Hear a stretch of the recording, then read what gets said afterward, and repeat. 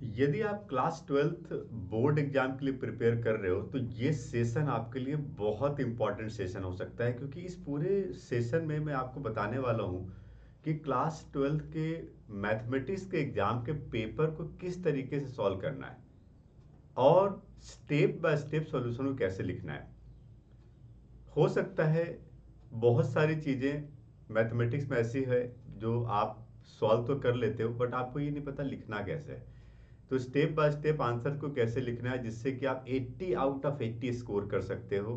तो इस पूरे वीडियो में सीबीएसई का रिलीज किया हुआ 2025 का पूरा sample paper step by step मैं आपके लिए सॉल्व करूंगा।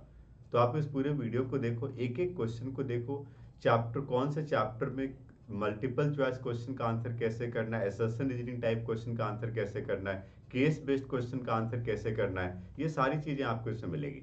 तो मैं पूरा 38 क्वेश्चन एक एक करके पूरा सॉल्व करूंगा इस वीडियो में। ठीक है, तो वीडियो के एंड तक बने रहो, एक एक करके देखते हैं। सबसे पहले हम इंस्ट्रक्शंस देखते हैं। सैम्पल पेपर 2024-25 आप इसको डाउनलोड कर सकते हो सीबीएसई academic.nic.in से, जहाँ पर ये सैम्पल पेपर दिया गया है।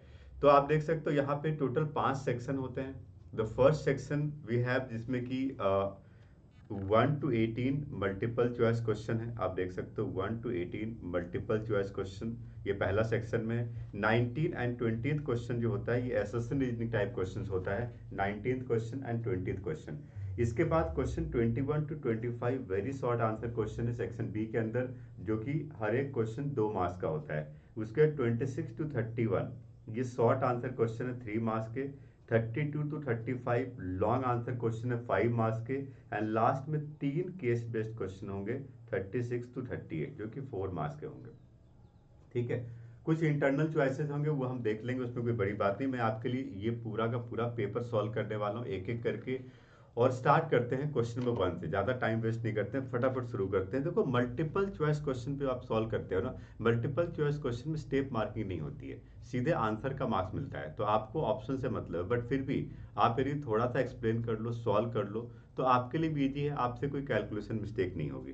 तो पहला 18 question multiple choice question. First question हमारे पास है, आप पढ़िए क्वेश्चन को। ए मल्टीप्लाई एडजॉइंट ए यहाँ पर दिया गया है और मुझे determinant A plus adjoint A पता करना है। इसका फॉर्मूला हमने पढ़ा था, आपको याद होगा, इसका फॉर्मूला पढ़ा था। मैं पूरा सॉल्व करके स्टेप बाय स्टेप बताऊंगा। Determinant A and plus determinant adjoint A, यह हमें पता करना है। तो ये इसके लिए हमारे पास फॉर्मूला है। डिटर्मिनेंट ए तो एज इट इज होगा, और एडजॉइंट ए का हमारे पास क्या फॉर्मूला है, determinant A to the power n minus one. N क्या है, ऑर्डर है, तो ये हो जाएगा determinant A to the power 2।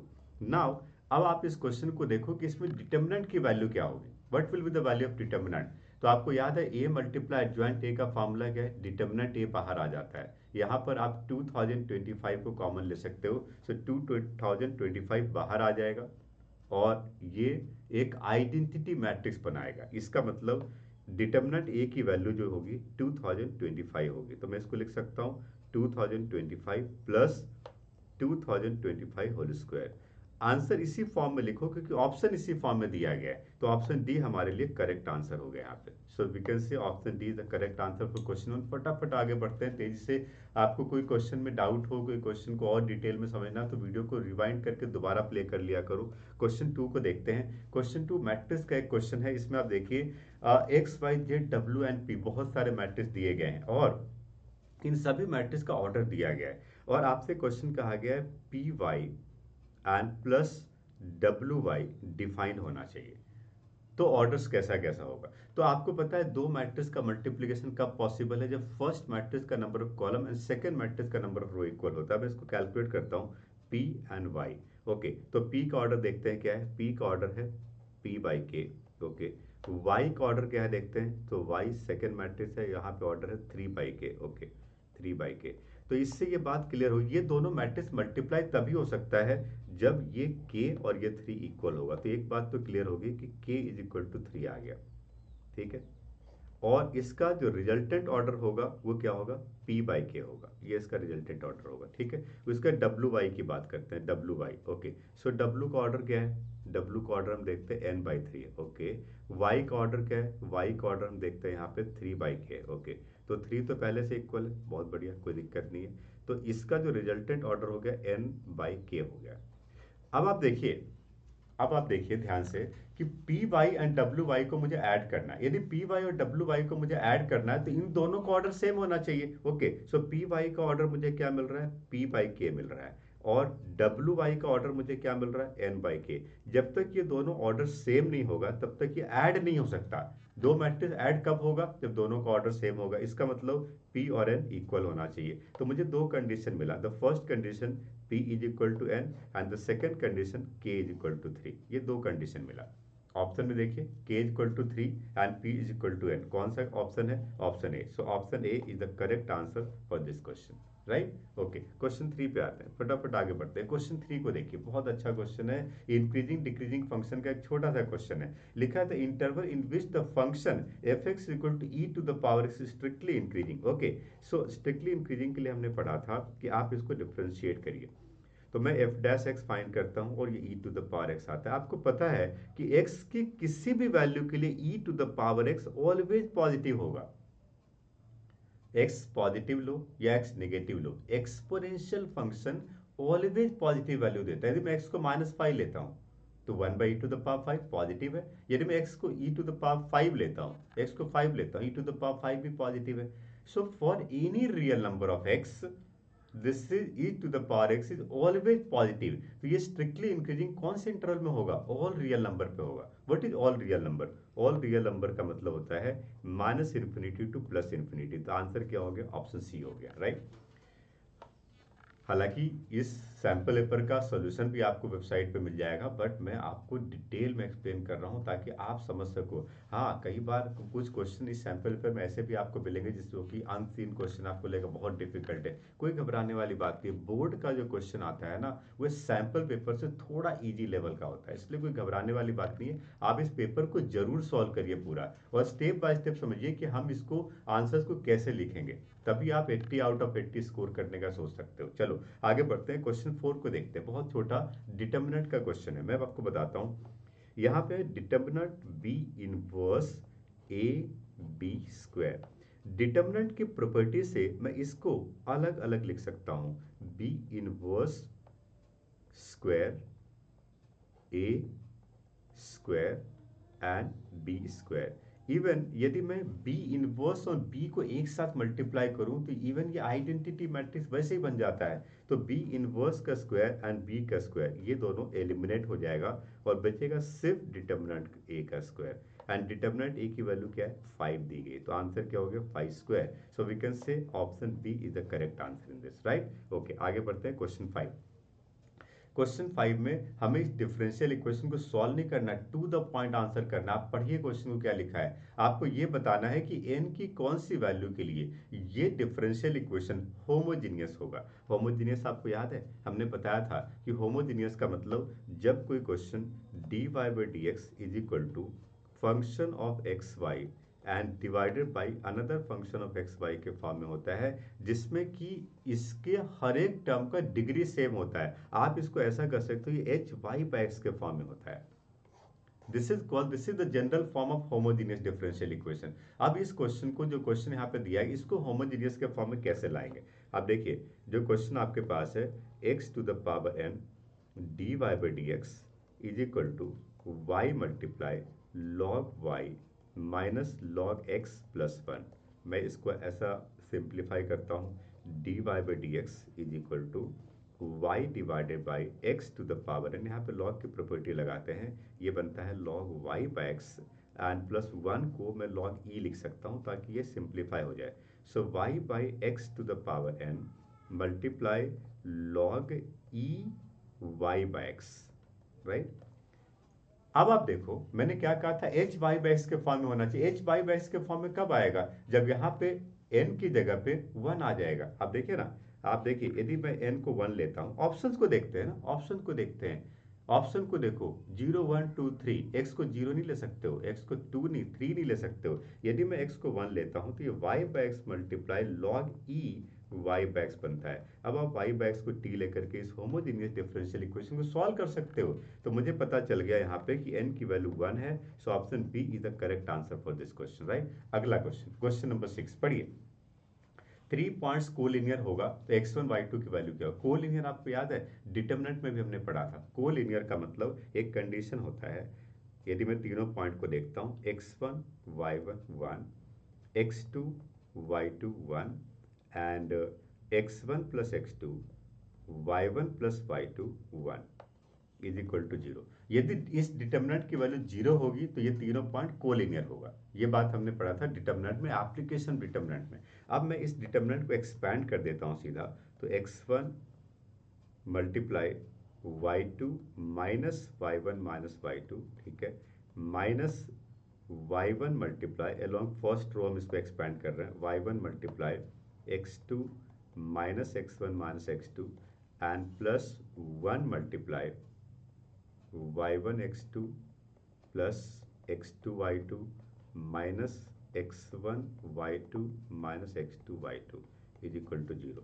Simplify करते हैं, y2 कैंसिल हो गया यहाँ पे, माइनस x1 y1 और यहाँ पर x2 कैंसिल हो गया तो ये प्लस x1 y1 हो गया, प्लस y1 x2, यहाँ पर x2 y2 कैंसिल हो चुका है, minus x1 y2 equal to 0, ये भी कैंसिल हो गया। सो अल्टीमेटली मुझे मिला x1 y2 is equal to x2 y1। Question क्या था कि x1 y2 किसके इक्वल है। ओके, अब देखो x1 y2 किसके इक्वल है, x2 y1 के इक्वल है। x2 y1 कौन सा ऑप्शन है, option A. So we can say option A is the correct answer, right. तो ये क्वेश्चन क्या था, ये डिटर्मिनेंट का क्वेश्चन था, राइट। आगे बढ़ते हैं, क्वेश्चन नंबर 7। क्वेश्चन नंबर 7 में कहा जा रहा है कि ये एक स्क्यू सिमेट्रिक मैट्रिक्स है। क्या कहा जा रहा है, एक स्क्यू सिमेट्रिक मैट्रिक्स है।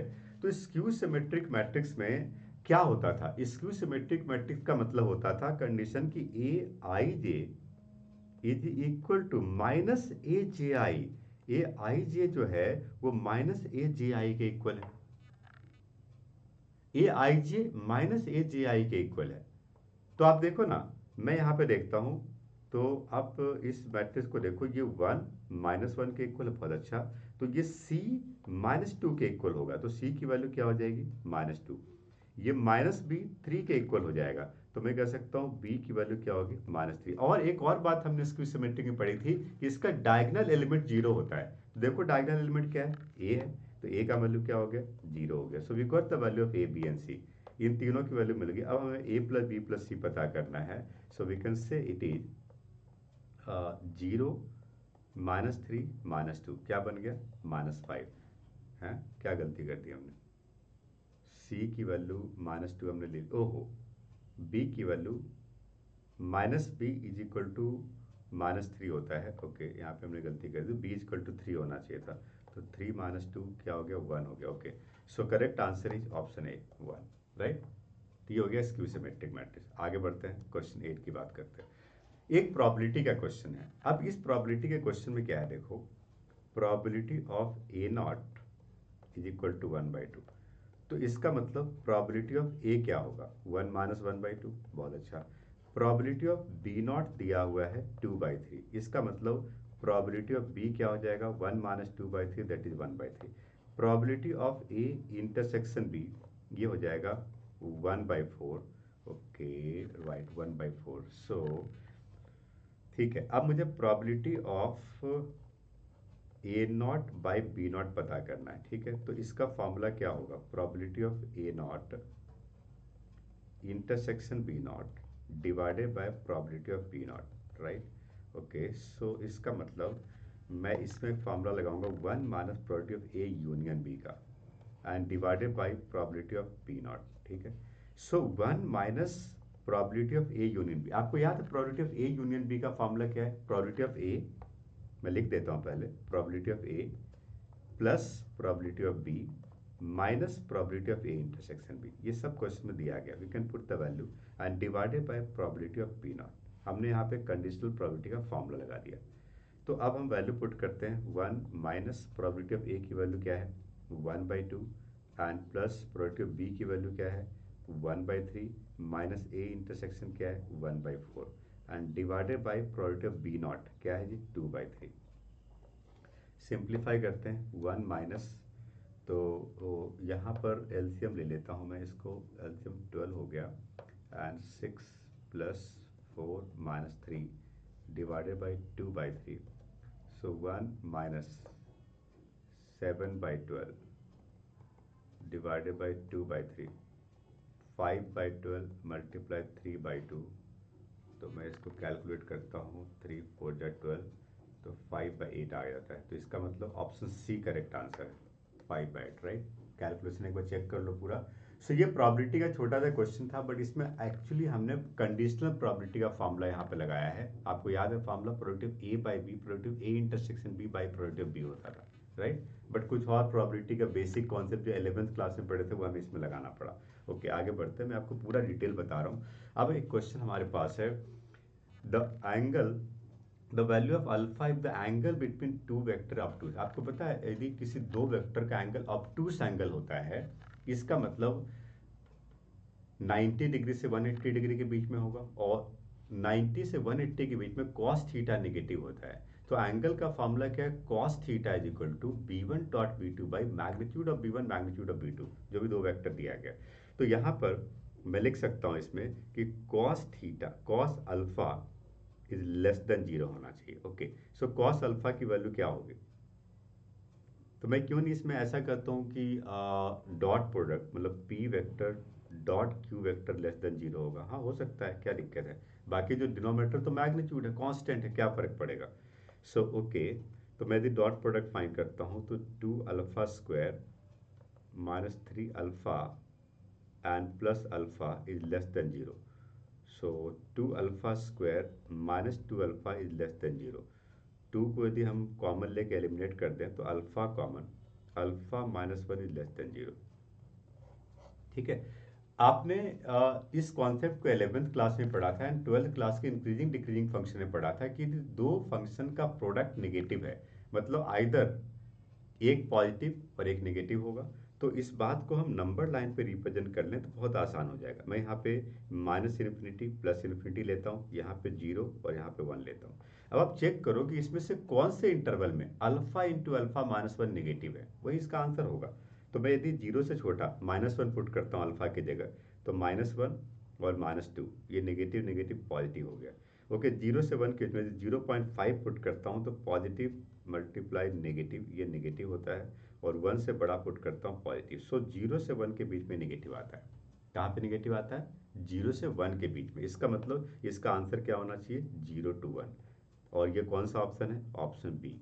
So option B is the correct answer for this question, right. तो यहाँ पे ऑब्टूस एंगल की बात थी, ये हम लोग वेक्टर का क्वेश्चन कर रहे थे, एंगल बिटवीन टू वेक्टर्स के बारे में बात कर रहे थे, राइट। ओके, क्वेश्चन 10 देखो, आजकल जो बोर्ड का क्वेश्चन आता है सेट पैटर्न पे नहीं होता है। हाँ, कुछ क्वेश्चन सेट पैटर्न पे होते हैं, बट बहुत सारे क्वेश्चन नए होते हैं, अनसीन क्वेश्चन होते हैं। इसलिए आप किसी क्वेश्चन को रटने का ट्राई मत करो।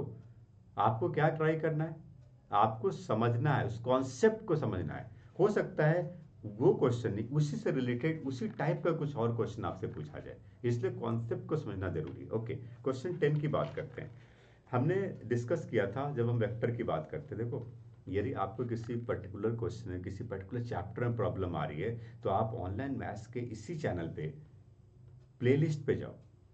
प्लेलिस्ट पे मैंने बहुत सारे इंपॉर्टेंट क्वेश्चन के वीडियो डाले हुए हैं। एक प्लेलिस्ट हमारा है वन शॉट वीडियो का, जिसके अंदर हर एक चैप्टर को हमने बहुत डिटेल में समझाया हुआ है। तो आप उस वीडियो को देखो, वो चैप्टर और एक बार रिवाइज हो जाएगा यदि आप रिवीजन करना चाहते हो, यदि किसी पर्टिकुलर चैप्टर में दिक्कत आ रही है। ओके, अब वेक्टर की बात करते हैं, इस क्वेश्चन की बात करते हैं। हमने कहा था कि जब भी किसी क्वेश्चन में सम ऑफ टू वेक्टर या डिफरेंस ऑफ टू वेक्टर या सम ऑफ थ्री वेक्टर्स होता है, तो यहाँ पे हमें हमेशा होल स्क्वायर लगाना, आइडेंटिटी यूज करनी है। मैं यहाँ पर देख रहा हूँ कि magnitude of A vector plus b vector दिया गया। मैं यदि इसका होल स्क्वायर करता हूँ तो इसका फॉर्मूला हमारे पास है magnitude of a square and plus magnitude of b square and plus 2 times of A vector dot b vector. अब यदि मैं इसमें वैल्यू पुट करता हूँ तो ये आता है 5 square is equal to 3 square and plus 4 square and plus 2 times of a vector dot b vector. ठीक है, okay. So 25 is equal to 9 plus 16 and plus 2 a vector dot b vector. तो 25 cancel हो गया, ये हो गया 0 is equal to 2 times of A vector dot b vector. So we got a vector dot b vector is equal to 0. Okay, चलो ये तो एक कंडीशन मिला. अब हमें फाइंड क्या करना है, magnitude of A vector minus b vector. इसका भी होल स्क्वायर कर लो, बाद में स्क्वायर रूट कर लेंगे.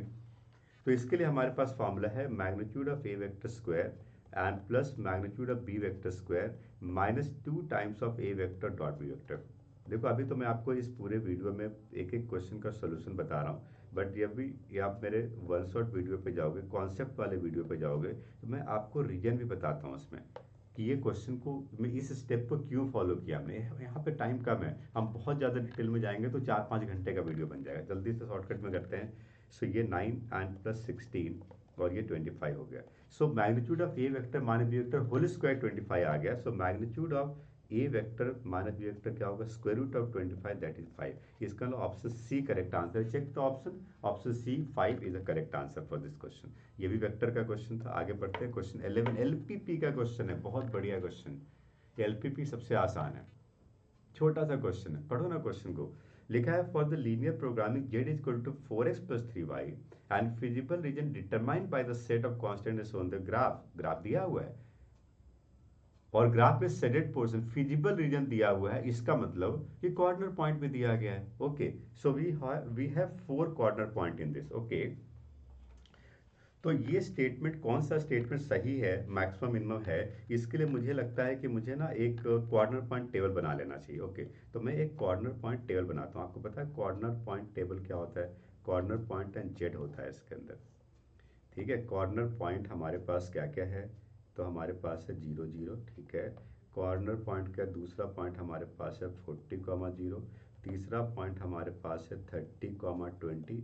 फोर्थ पॉइंट हमारे पास है 0,40. तो मैंने कॉर्नर पॉइंट टेबल बनाया और इस सभी पॉइंट पे मैं जेड की वैल्यू पता करता हूँ. जेड क्या है, 4x plus 3y. Okay, 4x plus 3y पता करो. 0 160 120 प्लस 60 180 एंड 120.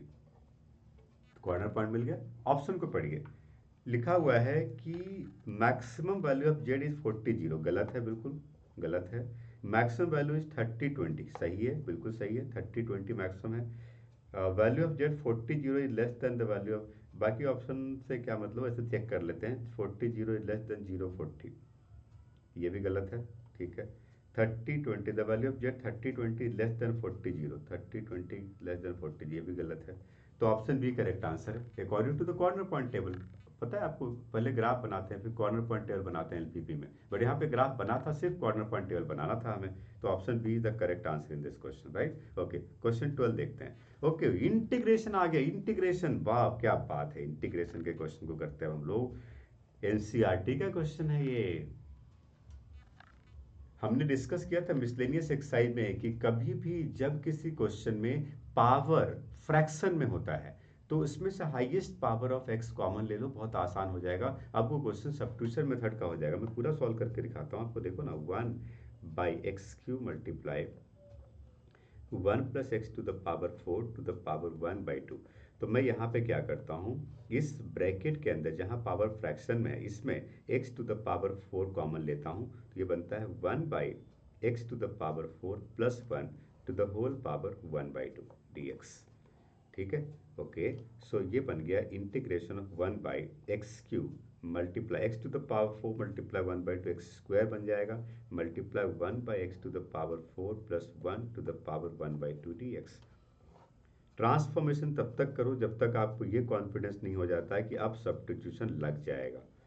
तो अब मैं यहाँ पर टू द पावर 1/2 इसको इस तरीके से अरेंज कर रहा हूँ जिससे कि इसमें सब्स्टिट्यूशन मेथड लग जाए. 1/x to the power 5, 1/x to the power 5 is the derivative of 1/x to the power 4. पता है आपको, इसलिए मैं यहाँ पे सब्स्टिट्यूशन लगाऊंगा. मैं यहाँ पे 1/x to the power 4 plus 1 को t मान लूंगा and differentiate both side with respect to x. तो क्या बन जाएगा, -4/x to the power 5 dx is equal to dt. So integration I will becomes -1/4 and 1/t to the power 1/2 dt. So this is called -1/4 and integration t to the power -1/2 dt. So this is called -1/4। अब इसको integrate कर लो, t to the power -1/2 +1, तो t to the power 1/2 by 1/2, ये cancel हो गया। -1/2 and T का मतलब क्या था जी, 1/x to the power 4 +1, 1/2 plus C. क्या कर दिया हमने, कोई गलती तो नहीं कर दिया? हाँ नहीं ठीक है, थोड़ा और सिंप्लीफाई करते हैं। -1/2 एलसीएम लेते हैं, एलसीएम लेते हैं तो ये square root of x to the power 4 +1 by x to the power 4 x square बन जाएगा, राइट, प्लस सी। सो यहाँ पे एलसीएम ले लिया हमने और स्क्वायर रूट के अंदर डाल दी, बिकॉज 1/2 पावर का मतलब स्क्वायर रूट ही होता है। तो -1/2 x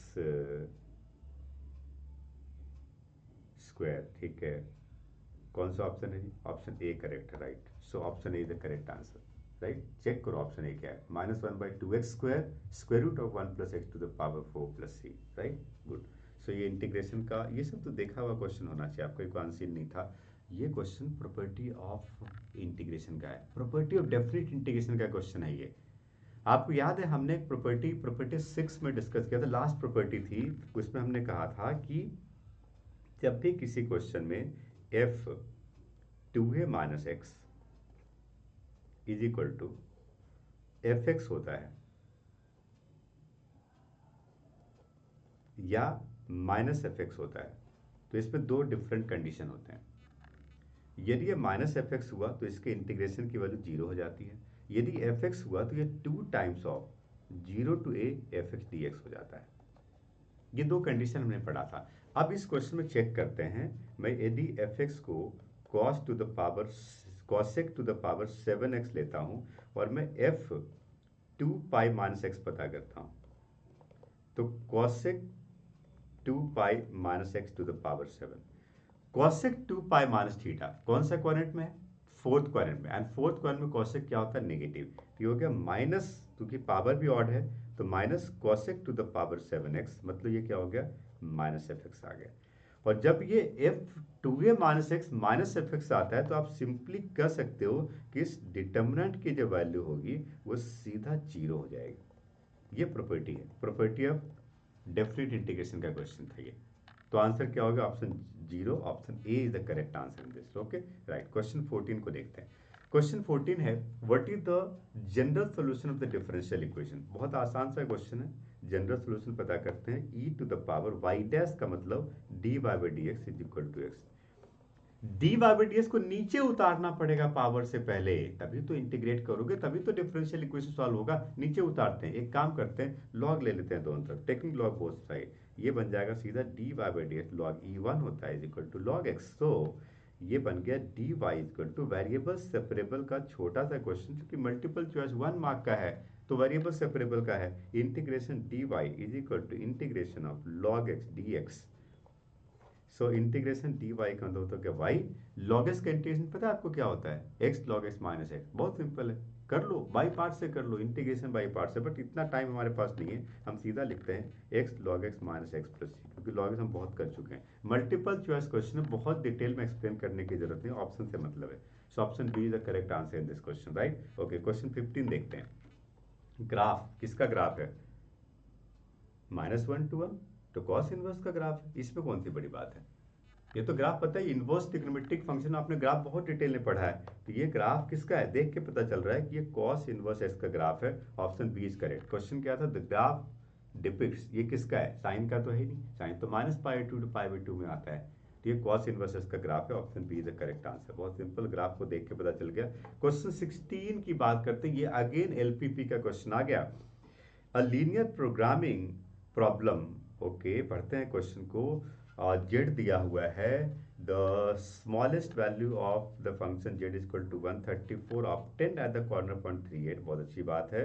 the optimal solution of the above linear programming problem, बहुत अच्छी बात है। Does not exist the feasible region unbounded, does not exist the inequality 18x plus 10y is less than 134, does not have any point in the common in the feasible region. Okay, so इसका answer क्या होगा? Okay, आगे भी है, आगे भी option है, आगे तो पढ़ो। Exist as the inequality, okay, ये तो हो ही नहीं सकता, ग्रेटर देन कहाँ से आ जाएगा? feasible region does not have any point. Fourth, exist the inequality does not have any con. Of course देखो अनबाउंडेड रीजन में हमने ना एक कॉन्सेप्ट पढ़ा था कि जब आपके पास फिजिबल रीजन आ जाता है तो Z is less then minimum value पे आप ग्राफ दोबारा बनाइए, और यदि कोई कॉमन पॉइंट नहीं है तो वही उसकी मिनिमम वैल्यू होगी। तो यहाँ पे ऑप्शन को देख के क्लियर है कि ऑप्शन डी इसका करेक्ट आंसर है। लिखा है exist the inequality 18x plus 10y less than 134। Of course 18x plus 10y less than 134, क्योंकि 38 पे ये 134 आता है, पुट करके देखो ना आ जाएगा। ठीक है, does not have any common point in the feasible reason. ये तो कॉन्सेप्ट है एलपीपी का, सिंपल सिंपल कॉन्सेप्ट है, इसमें कुछ सॉल्व करने वाली बात ही नहीं है। तो option D is the concept of this question, correct answer of this question, right. Question 17 की बात करते हैं। ग्रेटेस्ट इंटीजर फंक्शन आपको याद होगा, इसमें भी कोई सॉल्व करने वाली बात नहीं है। हमें पता है greatest integral function integral point पे डिसकंटिन्यूअस एंड नॉन डिफरेंशिएबल होता है, बट किसी भी नॉन इंटीग्रल पॉइंट पे हमेशा कंटिन्यूअस एंड डिफरेंशिएबल होता है। पढ़ते हैं क्वेश्चन को, क्या लिखा है। The function F X equal to greatest integer function as. Option को देखते हैं, कंटिन्यूअस बट नॉट डिफरेंशिएबल। ये कैसे हो सकता है, 2.5 है ना, 2.5 पे तो कंटिन्यूअस एंड डिफरेंशिएबल होगा, नॉट कंटिन्यूअस बट डिफरेंशियल ये भी नहीं हो सकता, नॉट कंटिन्यूअस नॉट डिफरेंशियल ये भी नहीं हो सकता।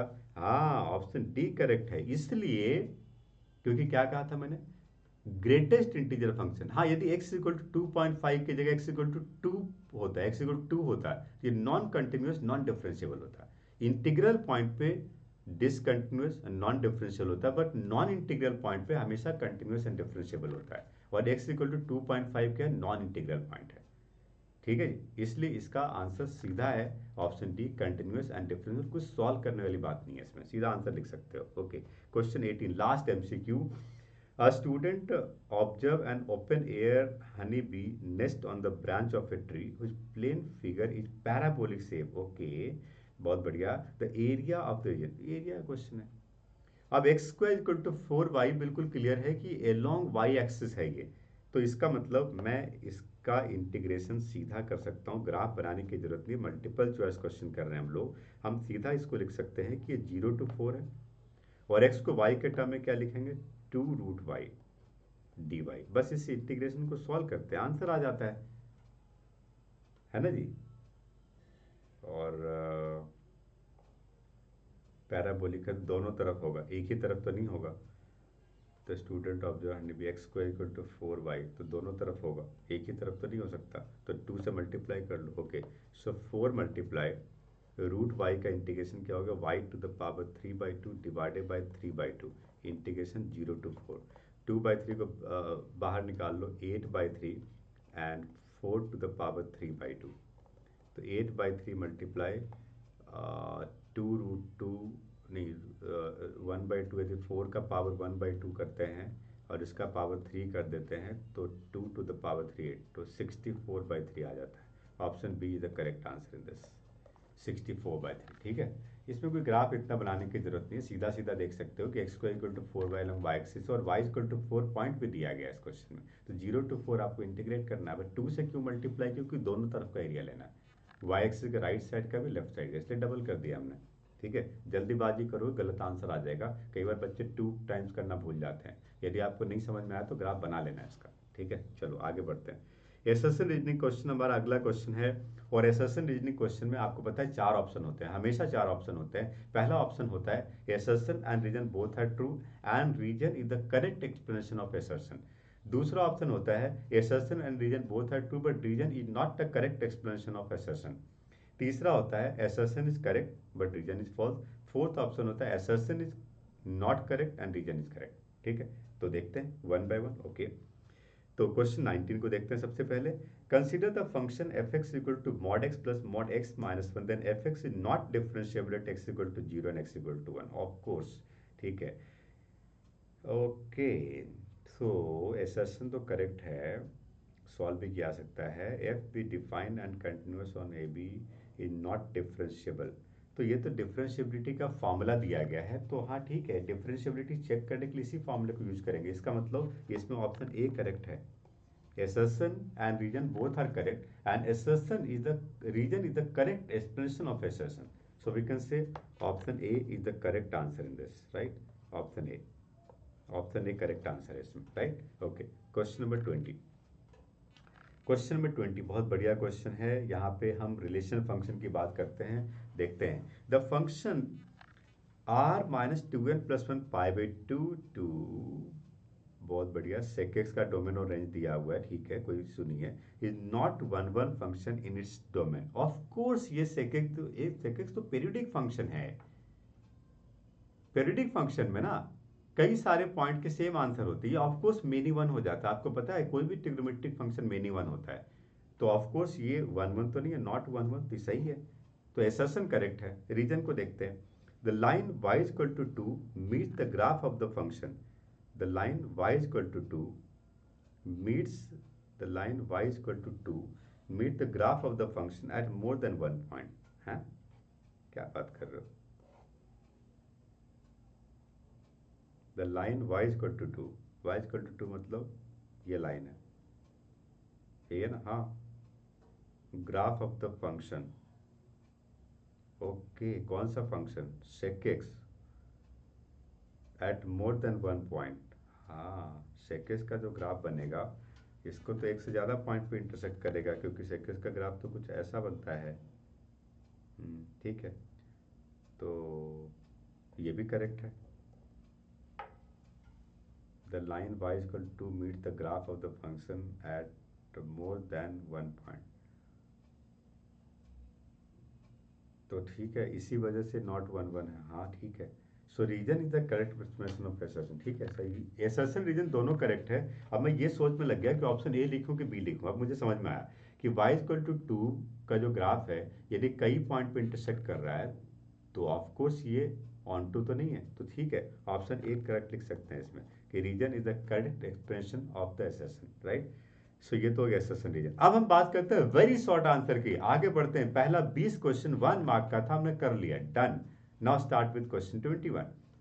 क्वेश्चन 21 इनवर्स ट्रिग्नोमेट्रिक फंक्शन का छोटा सा क्वेश्चन है, लिखा हुआ है, मैं इसको सॉल्व करके दिखाता हूँ। अब तो सॉल्व करने वाला क्वेश्चन आ गया सारा।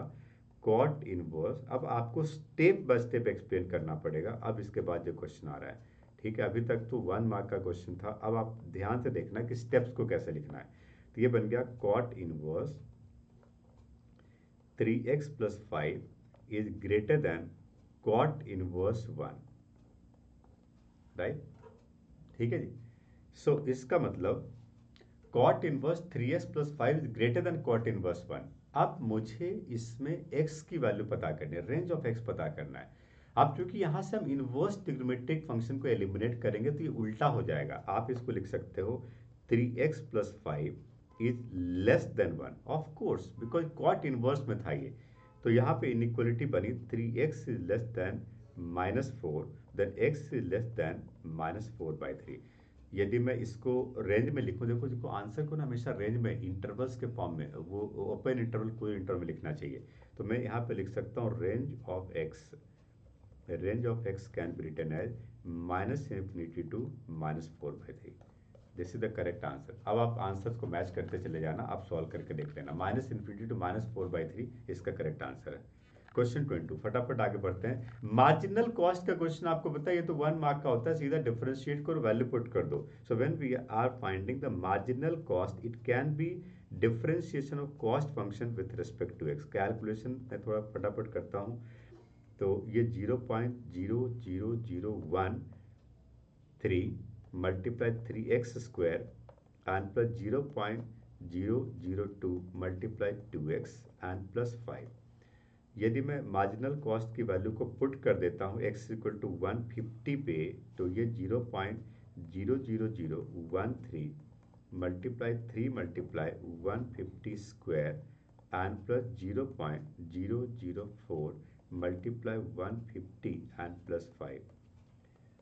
तो ये बन गया 0.00039 मल्टीप्लाई 225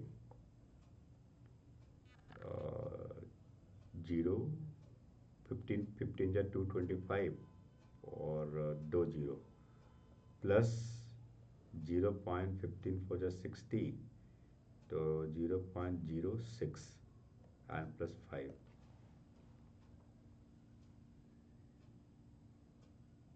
ये कर रहे हैं और मल्टीप्लाई कर लो तो 22500 प्लस 0.06 प्लस 5, तो ये आ जाएगा 14.375। आप आंसर चेक कर लेना, कैलकुलेशन कर लो, 14.375 का करेक्ट आंसर होगा। तो ये तो बहुत छोटा सा क्वेश्चन था, 1 मार्क जैसा ही था कि डिफरेंशिएट कर दो, वैल्यू 150 पुट कर दो। ठीक है, चलो आगे बढ़ते हैं। अब हमारे पास एक क्वेश्चन आ रहा है डिफरेंशिएशन का। डिफरेंशिएशन में दो क्वेश्चन और मैं दिया हुआ, मैं दोनों सॉल्व करके दिखाता हूँ। पहला क्वेश्चन हमारे पास है ऑप्शन जो फर्स्ट है, differentiation of tan inverse X with respect to log x। जब एक फंक्शन को दूसरे के रिस्पेक्ट में करते हैं तो पैरामेट्रिक का कॉन्सेप्ट लगता है। आप ऐसा करिए, tan इनवर्स एक्स को u मान लीजिए, ठीक है, और log x को v मान लीजिए। आपको du बाई dv पता करना है, du बाई dv पता करना है। सो du बाई dv का मतलब होता है कि आप du बाई dx पता करिए और इसको dv बाई dx से डिवाइड कर दीजिए। तो du बाई dx का मतलब tan इनवर्स x का derivative 1 by 1 plus x square and dv by dx में log x का डेरिवेटिव 1 बाई x। तो ये क्या बन गया, x divided by 1 plus x square. Answer हो गया। और क्या है, हो गया खत्म। दो नंबर का छोटा छोटा क्वेश्चन है। ओके, दूसरा और वाला क्वेश्चन देखते हैं। इसमें और वाले में हमारे पास है y equal to cos X to the power X. हमने कहा था कि जब भी किसी क्वेश्चन में variable to the power variable होता है, आप इसको ऐसा लिख सकते हो एक्सपोनेंशियल फंक्शन में e to the power x multiply log cos X. अब जब मैं इसको डिफ्रेंशिएट करूंगा तो ये क्या बनेगा, e to the power x multiply log cos X and chain rule लगा रहे हैं। अब इसको डिफ्रेंशिएट करो, x multiply 1 by cos X multiply minus sine X and plus log cos X multiply 1। तो ये बन गया cos X to the power x multiply minus X tan X and plus log cos X. Calculation आप check कर लो एक बार, देखो ना, पहले हमने एक्सपोनेंशियल में कन्वर्ट कर लिया, फिर उसको चेन रूल से, फिर प्रोडक्ट रूल से डिफरेंशिएट कर लिया। तो दोनों क्वेश्चन मैंने सॉल्व कर लिया डिफरेंशिएशन का। आगे बढ़ते हैं, क्वेश्चन 24 की बात करते हैं। मैं बार बार कहता हूँ, फिर से सुनो। यदि किसी पर्टिकुलर चैप्टर में, किसी पर्टिकुलर क्वेश्चन में आपको दिक्कत आई, आपको लग रहा है ये चैप्टर मुझे और दोबारा पढ़ना चाहिए, तो आप ऑनलाइन मैथ्स के इसी चैनल पर जाइए, प्ले लिस्ट पर जाइए। वहाँ पे हर एक चैप्टर का 1 शॉर्ट वीडियो दिया गया क्लास 12 का। आप उसमें जाकर के उस चैप्टर को दोबारा पढ़िए। और ज़्यादा डिटेल में पढ़ना है तो गूगल प्ले स्टोर से ऑनलाइन मैथ्स का ऐप डाउनलोड कर लो, और वहाँ पे टॉपिक वाइज बहुत डिटेल वीडियो दिया गया है, उसको पढ़ो। ठीक है, क्वेश्चन पे आगे बढ़ते हैं। क्वेश्चन 24 की बात करते हैं। ये क्वेश्चन फिर से वेक्टर का क्वेश्चन आ गया। अब यहाँ पे हमारे पास 3 वेक्टर है और लिखा हुआ है, मैं फर्स्ट क्वेश्चन की बात करता हूँ कि B vector plus lambda C vector is perpendicular to A vector. बहुत अच्छी बात है। आपको पता है जब दो वेक्टर परपेंडिकुलर होता है तो इसका डॉट प्रोडक्ट जीरो होता है। इसका मतलब मैं इसको लिख सकता हूँ B vector plus lambda C vector dot A vector equal to zero. ठीक है, तो पहले b प्लस लेमडा सी एक वेक्टर पता करो, फिर a वेक्टर पता करो। सो b vector plus lambda C vector क्या बन गया जी, देखो ना क्या बन गया, minus i cap plus 2j cap and plus k cap and plus lambda multiply 3i cap and plus j cap. ठीक है, और इसका डॉट प्रोडक्ट किसके साथ करना है, ए वेक्टर के साथ, which is 2i cap plus 2j cap plus 3k cap, और ये क्या हो जाएगा, जीरो। मुझे लेमडा की वैल्यू पता करनी है, बन जाएगा। सुनो, पहले मैं इस ब्रैकेट को सॉल्व कर लेता हूँ, ठीक है, और इसमें आई कंपोनेंट जे कंपोनेंट को एक साथ कर लेता हूँ। तो 3 लेमडा माइनस 1 मल्टीप्लाई आई कैप हो जाएगा, 3j कैप हो जाएगा एंड प्लस k कैप हो जाएगा। ये हमारे पास वेक्टर हो गया dot 2i cap plus 2j cap and plus 3k cap is equal to zero हो जाएगा। तो अब यहाँ पर देखो, मैं यदि डॉट प्रोडक्ट करता हूँ तो 6 lambda minus 2 and plus 3 to just 6 plus 3 equal to zero हो जाएगा। तो ये बन जाएगा 6 लेमडा प्लस 6 प्लस 3 9 और minus 2 7 is equal to zero. So lambda equal to क्या हो गया, 7/6 हो गया। कैलकुलेशन आप चेक कर लेना एक बार, मुझे लग रहा है ठीक है। 3 lambda 6 lambda minus 2 plus 3 to just 6 and plus 3 9 minus 2 7 minus 7/6 +7 है ना, कोई गड़बड़ कर रहा था। 6 λ+7, तो ये -7/6 आ जाएगा, right. So -7/6 is answer for lambda, ठीक है। क्वेश्चन 24 का जो बी पार्ट है ये तो बहुत आसान है, क्वेश्चन को देख के समझ में आ रहा है आपको। A person standing in watching aeroplane which at a coordinate of A at the same time he saw the bird coordinate of B, find the angle which B A makes with X Y Z axis. मतलब B A vector का हमें direction cosine पता करना है। Angle makes with axis का मतलब क्या है, direction cosine, cos alpha cos beta cos gamma पता करना है, अल्फा बीटा गामा पता करना है। तो ये तो बहुत आसान क्वेश्चन है। आप इसमें बी ए वेक्टर पता कर लो, क्या पता कर लो, बी ए वेक्टर। तो वी ए वेक्टर क्या मिल रहा है, ए माइनस बी कर लो, ए माइनस बी कर लो, तो 4 - 0 4 आई कैप, 0 - 0 एंड 3 - 1 2 के कैप, ये आपका वेक्टर मिल गया, ठीक है। और इस वेक्टर का क्या पता कर लो, डायरेक्शन कोसाइन पता कर लो। पता है आपको डायरेक्शन कोसाइन, हाँ पता है आपको, कि आप इसके मैग्नीट्यूड से इसको डिवाइड कर दो और डायरेक्शन कोसाइन ही उसका एंगल होता है, तो आपको आंसर मिल जाएगा। ओके, आगे बढ़ते हैं। क्वेश्चन 25, क्वेश्चन 25 फिर से एक वेक्टर का क्वेश्चन है और ये फॉर्मूला बेस्ड क्वेश्चन है, आपने पढ़ा था इस क्वेश्चन को। The two coinitial adjacent sides of the parallelogram is given, find its diagonal and use them to find the area of parallelogram. आपको याद है ये, इसमें कुछ डायग्राम वाली बात ही नहीं है। आप देखिए ना, मैं बताता हूँ आपको, बहुत सिंपल सा तरीका था। पैरेललोग्राम लॉ में हमने पढ़ा था, आपके पास दो एडजेसेंट साइड दिया गया है, 2 आई कैप -4 जे कैप -5 के कैप। आपके पास बी वेक्टर दिया गया है 2 आई कैप एंड +2 जे कैप +3 के कैप।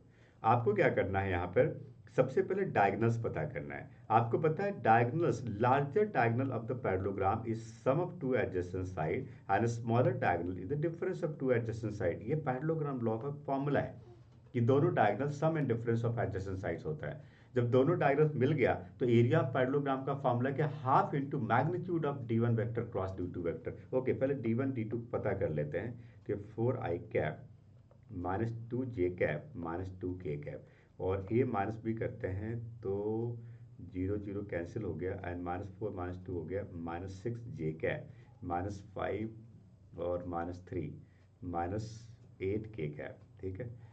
अब मैं d1 vector cross d2 vector पता करता हूँ, तो ये बन जाएगा हमारे पास आई कैप जे कैप के कैप, ये हमारे पास है 4 -2 -2, ये हमारे पास है 0 -6 -8, तो ये बन गया 8 2 जा 16 और -12, 16 -12 हो गया 4 आई कैप, ठीक है।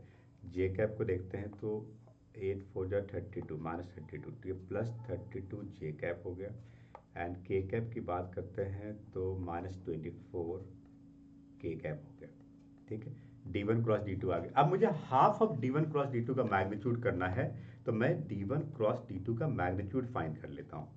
तो इसका जो मैग्नीट्यूड होगा square root of 4 square +32 square and +24 square होगा, ठीक है। इसमें ना मैं आपको एक शॉर्टकट बताता हूँ। यदि मैं 4 स्क्वायर सब में से कॉमन ले लेता हूँ, सब में यदि मैं 4 स्क्वायर कॉमन ले लेता हूँ तो यहाँ क्या बचता है 1 प्लस एंड 8 4 जा 32, तो 64 हो गया 8 स्क्वायर एंड प्लस इसमें से यदि मैंने 4 स्क्वायर कॉमन लिया तो 6 बचा था, तो 36 हो गया। 4 स्क्वायर बाहर 4 आ गया और ये आ गया square root of 101, square root of 101, ठीक है। बट ये आंसर नहीं है। क्वेश्चन क्या था, एरिया पता करना। एरिया ऑफ पैरेललोग्राम का जो फॉर्मूला है वो है half of magnitude of d1 vector cross d2 vector. तो अल्टीमेटली हो गया 1/2 multiply 4 square root of 101, so this is 2 times of square root of 101 square unit. ये इसका आंसर हो गया, 2 times of square root of 101 square unit, right. So this is the area of the parallelogram, right. तो ये तो formula based था, but हमें इसमें थोड़ा सा कैलकुलेशन करना पड़ा, वेक्टर के बेसिक में जाना पड़ा, क्योंकि यहाँ पे हमें डायगोनल्स पता करना पड़ा। क्योंकि क्वेश्चन लिखा है कि पहले डायगोनल करो और डायगोनल वाले फॉर्मूले से एरिया पता करो। हालांकि डायरेक्ट एरिया पता कर सकते थे क्योंकि एडजेसेंट साइड दिया गया था, इसको magnitude of A vector cross B vector भी कर सकते थे, बट ऐसा नहीं है। आपको जो क्वेश्चन पर लिखा हुआ है टू द पॉइंट आंसर करना, जैसा जिस मेथड से लिखा हुआ है उसी मेथड से आंसर करना पड़ेगा, क्योंकि आप बोर्ड के क्वेश्चन कर रहे हो। ठीक है, आगे बढ़ते हैं। क्वेश्चन 26 की बात करते हैं। क्वेश्चन 26 में लिखा है a kite is flying at the height of 3 metre and 5 metre of string is out. Okay, मैं एक डायग्राम बनाता हूँ इसका। सबसे पहले मैं इसका एक डायग्राम बनाता हूँ। उल्टा बना दिया। मैं इसका एक डायग्राम बनाता हूँ ऐसा। अब ठीक है। तो ये हमारे पास काइट है। ओके, ये हमारे पास ग्राउंड है जहाँ से हम काइट को उड़ा रहे हैं, और ये पॉइंट ए मान लेते हैं। So a kite is flying at a height of 3 metre. Okay, 3 metre की हाइट पे है, 5 मीटर्स का स्ट्रिंग आउट हो गया, मतलब ये 4 मीटर होगा डेफिनेटली। ये तो पाइथागोरन ट्रिपलेट से आ गया। If the kite is moving away horizontally, okay, ये इधर जा रहा है हॉरिजॉन्टली, किस स्पीड से जा रहा है? 200 मीटर पर सेकेंड। मतलब यदि मैं इस पॉइंट को, इस लेंथ को x मान लेता हूँ, इस लेंथ को y मान लेता हूँ, तो ये जो है dx/dt दिया गया है, ये बढ़ रहा है dx/dt 200 मीटर पर सेकेंड के स्पीड, सेंटीमीटर पर सेकेंड के स्पीड से। ठीक है, find the rate at which the string is being let out. मतलब यदि मैं इसको y नहीं लेता हूँ, इसको y लेता हूँ, तो मुझे पता क्या करना है? dy/dt, रेट ऑफ चेंज का क्वेश्चन है ये। dx/dt दिया गया, dy/dt पता करना है। तो मैं पहले x एंड y का रिलेशन पता कर लेता हूँ। आप देख रहे हो पाइथागोरन ट्रिपलेट से मैं इसको लिख सकता हूँ y square is equal to X square and plus 3 square. अब मैं डिफ्रेंशिएट कर देता हूँ सीधा, differentiate both side with respect to x। तो क्या मिल गया? 2y dy/dt is equal to 2x dx/dt। सीधा वैल्यू पुट करेंगे, सो 2 कैंसिल हो गया, and dy/dt can be written as x divided by y multiply dx/dt। Put कर दो वैल्यू, x एंड y की वैल्यू क्या है? 4 एंड 5, एंड dx/dt 200। तो 5 4 जा 20, ये आ गया 160 सेंटीमीटर पर सेकेंड। यूनिट वही रखो जो यूनिट रेट ऑफ चेंज का दिया था, तो 160 सेंटीमीटर पर सेकेंड आ गया। यहाँ पर देखो रेट ऑफ चेंज के क्वेश्चन में जिसका रेट ऑफ चेंज दिया गया है उसको एक वेरिएबल मान लो, और जिसका रेट ऑफ चेंज फाइंड करना उसको एक वेरिएबल मान लो, और दोनों वेरिएबल का रिलेशन पता कर लो। ये आइडिया बेसिक में मैंने बताया था रेट ऑफ चेंज में। आगे बढ़ते हैं, क्वेश्चन 27 की बात करते हैं।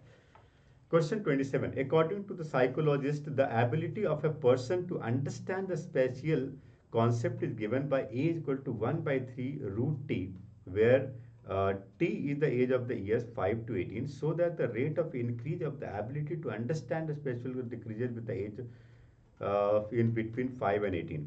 अब बहुत बढ़िया क्वेश्चन है, एप्लीकेशन डेरिवेटिव का क्वेश्चन है। मैं सबसे पहले यहाँ पर a दिया हुआ है ना 1/3 रूट टी, मैं सबसे पहले dA/dt पता करता हूँ,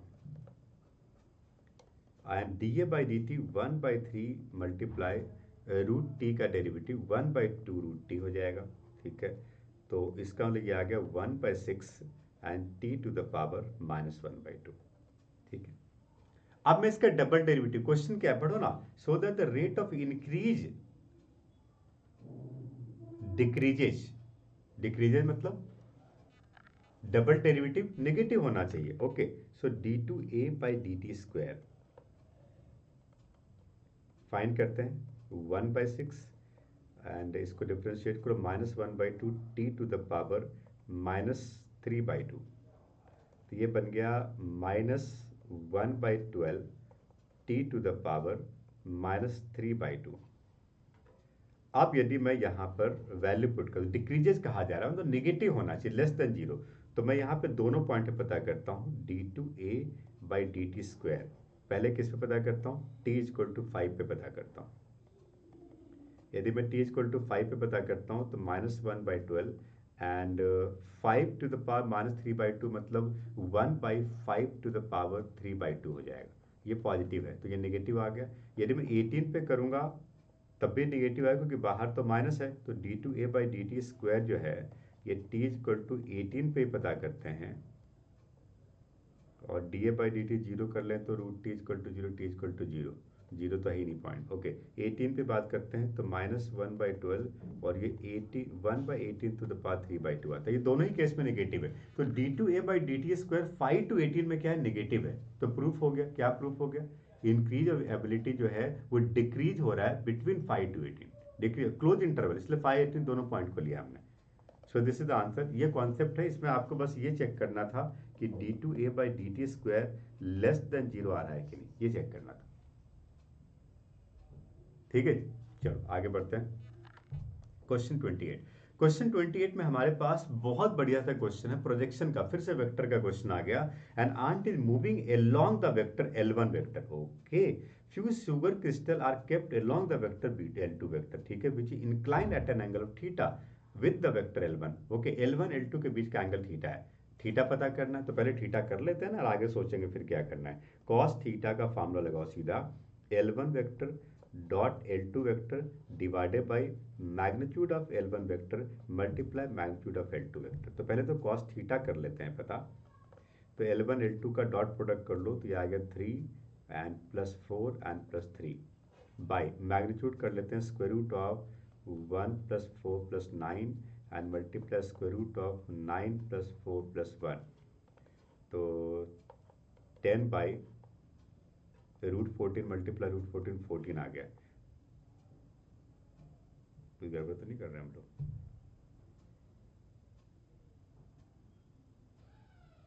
ठीक, तो 5/7, हाँ ठीक है, 5/7। सो ठीक है, थीटा इज इक्वल टू क्या मिल गया, थीटा इज इक्वल टू मिल गया कॉस इनवर्स 5/7। ये इसका फर्स्ट पार्ट का आंसर हो गया, ठीक है। अब क्वेश्चन क्या लिखा, also find the scalar projection. तो प्रोजेक्शन का फॉर्मूला तो आपको पता है, ये तो फॉर्मूला बेस्ड है। Projection of L1 vector on L2 vector, इसका फॉर्मूला है क्या, L1 dot L2 divided by magnitude of L2। तो L1 डॉट L2 तो हमने फाइंड किया था 10 और मैग्नीट्यूड √14, तो आंसर क्या आ गया 10 by √14। So this is the projection of L1 and L2 on L2। So 10 by √14 is the answer. Question 28 हो गया डन। क्वेश्चन 28 का और पार्ट भी है बहुत अच्छा, इसको भी देख लेते हैं। क्वेश्चन 28 का और पार्ट है, मतलब ये करना कंपलसरी नहीं, बट अभी सीखो, अभी तुम सीख रहे हैं। Find the vector and the cartesian equation of the line, तो 3D का क्वेश्चन है, स्ट्रेट लाइन का क्वेश्चन है। Find the vector and the cartesian equation of the line that passes through the point and perpendicular to to line. बहुत बढ़िया, यदि एक line दो लाइन के ऊपर परपेंडिकुलर है तो उसका direction ratio cross product of both the vector होगा। अब मैं यहाँ पे कुछ चीजें मार्क करता हूँ। तो पहले तो पॉइंट मिल गया हमें, सो पॉइंट मिल गया ए वेक्टर, क्या मिला, -i plus 2j and plus 7k। आपको पता है जब भी आप इक्वेशन ऑफ लाइन पता करते हो ना, आपको दो चीजें चाहिए होती है, क्या क्या क्या क्या चाहिए होती है, a vector b vector. Formula क्या है, r vector equal to A vector plus lambda b vector. So a vector तो मिल गया, point on the line. B vector कैसे मिलेगा, b vector direction ratio of the line कैसे मिलता है, यहाँ पे लिखा हुआ है कि इस वेक्टर के ऊपर दो लाइन परपेंडिकुलर है, तो मतलब उन दोनों का क्रॉस प्रोडक्ट इसका वेक्टर मिल जाएगा। सो बी वेक्टर यहाँ पे होगा b1 vector cross b2 vector, और b1 क्या हो जाएगा, ये देखो ये आपके पास है b1, है ना, b1 vector a1 vector lambda b1, और ये आपके पास है b2 वेक्टर। तो b1 b2 क्वेश्चन में दिया गया है, यहाँ से आप b1 क्रॉस b2 पता कर लीजिए, आपको b वेक्टर मिल जाएगा, और फिर फॉर्मूला अप्लाई कर देंगे, i cap j cap k cap. आप देखिए यहाँ पे क्या मिल गया 1 2 5, और फिर हमारे पास है 3 -2 5, तो 5 2 जा 10 एंड प्लस 10 20 i कैप, ठीक है। जे कैप की बात करते हैं तो 5 और -15 -10, तो प्लस 10 जे कैप हो जाएगा, और के कैप की बात करें -2 और -6, तो -8 के कैप हो जाएगा, ठीक है। सो हमें ए वेक्टर बी वेक्टर दोनों मिल गया। अब मुझे इक्वेशन ऑफ लाइन पता करना, फॉर्मूला हमें पता है, इक्वेशन ऑफ लाइन क्या है, r vector equal to A vector plus lambda b vector. सो मैं लिख सकता हूँ r vector equal to -i cap plus 2j cap plus 7k cap and plus lambda multiply 20i cap and plus 10j cap -8k cap. तो ये बन गया vector equation of the line. Question क्या था, लाइन का Cartesian equation पता करो, okay. तो इसको यदि मैं कार्टेशियन में कन्वर्ट करूं तो क्या होगा, x + 1 divided by 20 is equal to y -2 divided by 10 is equal to z -7 divided by -8। तो ये बन गया x + 1 बाई 10, 2 से कैंसिल कर दो, कोई 2 कॉमन फैक्टर आ रहा है, y -2 by 5 is equal to z -7 by -4। So we got the Cartesian equation and we got the vector equation.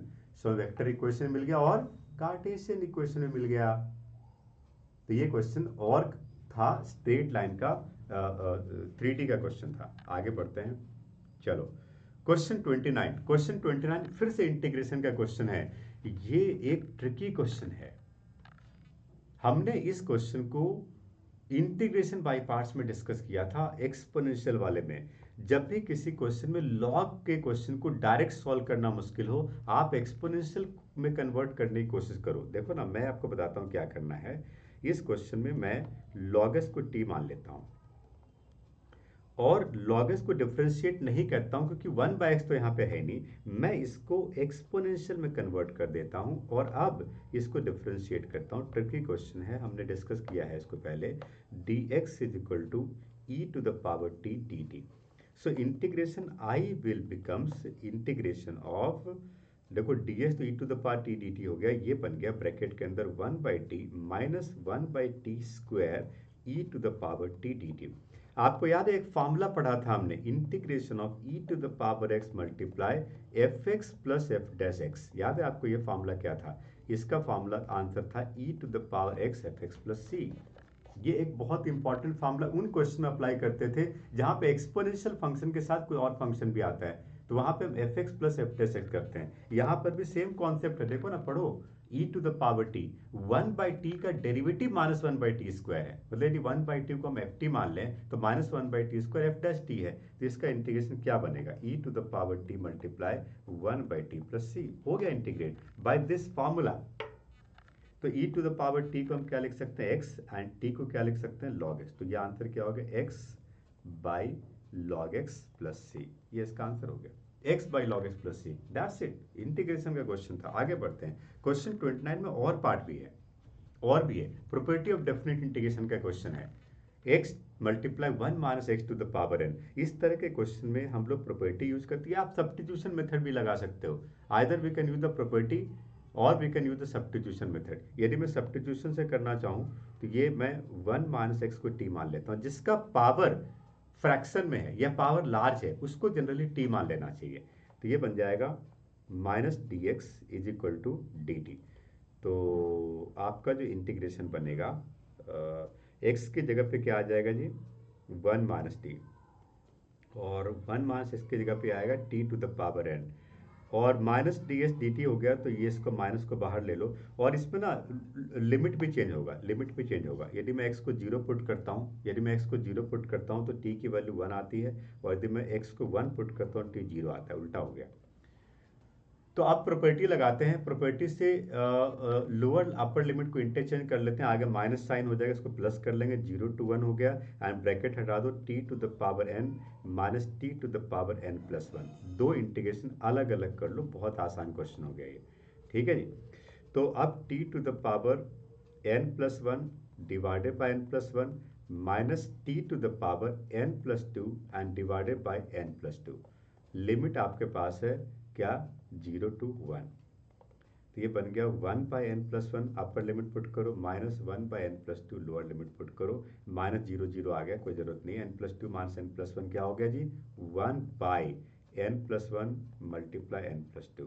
ये आपका आंसर हो गया। तो final answer 1 by n plus 1 into n plus 2। ये और क्वेश्चन था इंटीग्रेशन का। क्वेश्चन 30 पे आते हैं। क्वेश्चन 30 अगला क्वेश्चन एलपीपी का है, पूरा सॉल्व करना पड़ेगा, ग्राफ बनाना पड़ेगा इसमें हमें।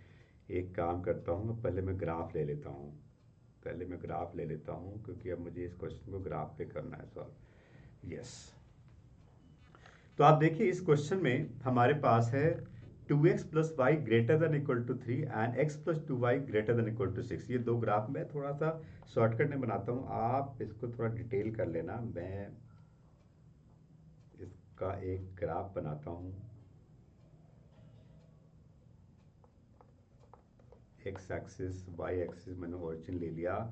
मैं यहाँ पे 1 2 3 4 5 एंड 6 लेता हूँ। यहाँ पर मैं 1 2 3 4 5 एंड 6 लेता हूँ। ग्राफ हमेशा एग्जैक्ट होना चाहिए ताकि आपको एग्जैक्ट मिल सके। सो एलपीपी के इस क्वेश्चन में सबसे पहले मुझे 2x plus y greater than equal to 3 का ग्राफ बनाना है। तो मैं यहाँ पे पॉइंट ऑफ इंटरसेक्शन देखता हूँ 2x plus y greater than equal to 3 में y इक्वल टू 3 ले लेंगे, यदि x को 0 पुट करेंगे, और यदि मैं y को 0 पुट करता हूँ तो x 3/2 आएगा। तो x हो गया 1.5 एंड y हो गया 3। तो एक लाइन अप्रॉक्सीमेटली ऐसा आ जाएगा, यस, ये लाइन जाएगा। सीधा नहीं हुआ, मैं इसको थोड़ा सीधा स्ट्रेट कर लेता हूँ। आप स्केल से करना, मेरे पास तो स्केल नहीं है यहाँ पे, इसलिए मैं रैंडमली बना रहा हूँ उसको।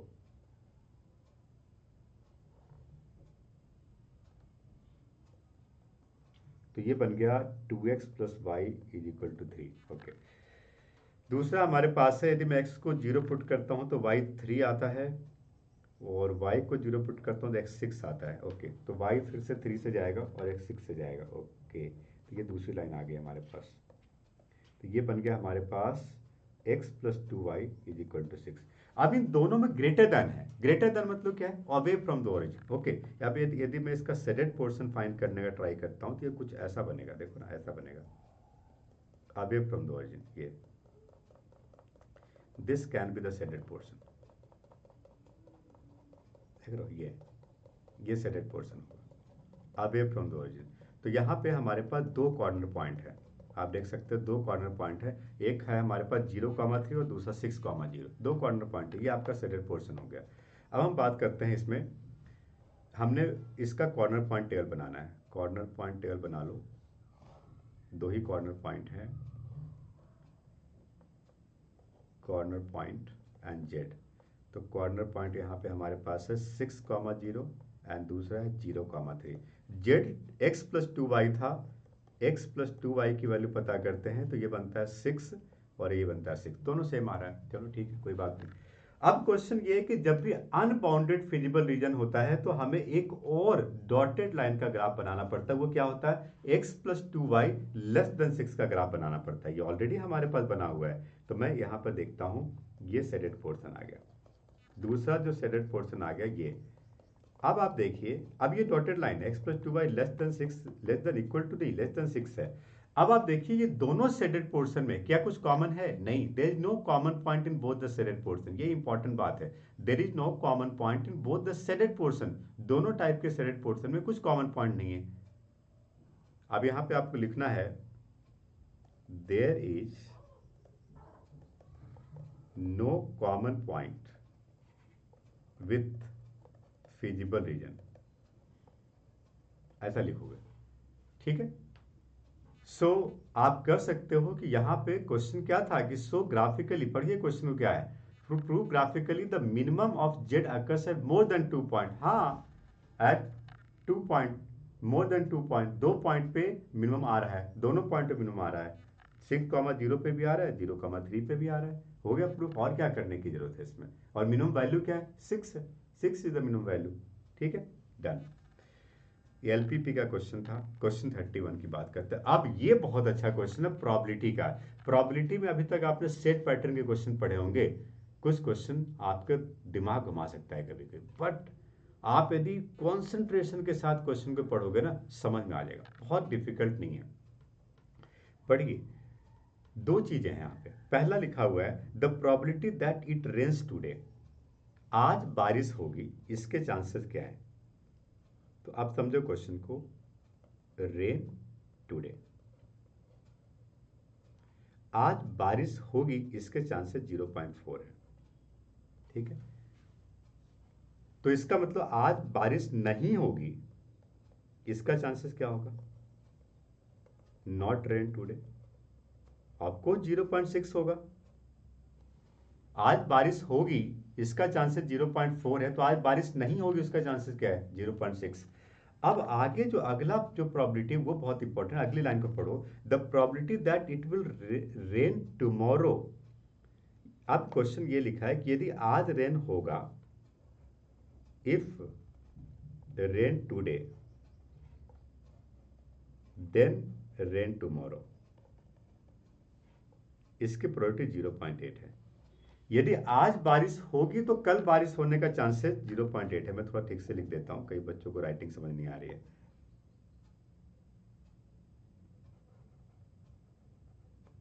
Rain today then rain tomorrow, ठीक है। और ये है 0.8, बहुत अच्छा है। क्या है? The probability it will rain tomorrow, यदि आज बारिश होगी तो कल बारिश होने का चांसेस 0.8 है। तो इसका मतलब यदि आज बारिश होगी और कल बारिश नहीं होगी, इसका चांसेस क्या है? 0.2 है, ठीक है। ये मैं अपने आप फाइंड कर रहा हूं। अब क्वेश्चन का अगला पॉइंट है the probability it will rain tomorrow. अब ये इसमें लिखा हुआ है कि आज बारिश नहीं होगी, not rain today, then rain tomorrow, इसका चांस है 0.7। मतलब आज बारिश नहीं होगी तो कल भी बारिश नहीं होगी, इसका चांस है 0.3। देखो ना, इसमें कई चीजें मिल गई। मैं यदि इसको टेबुलर फॉर्म में लिखूं तो और मजा आएगा आपको, और इंटरेस्टिंग हो जाएगा। मैं इसी बात को टेबुलर फॉर्म में लिखता हूं, सुनो, टेबल में लिखता हूं और मजा आएगा आपको। तो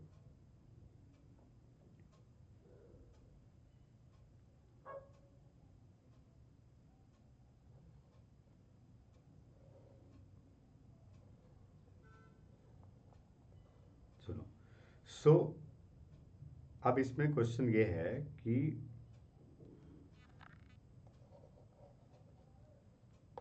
rain today and rain tomorrow, पहले ये बनाते हैं।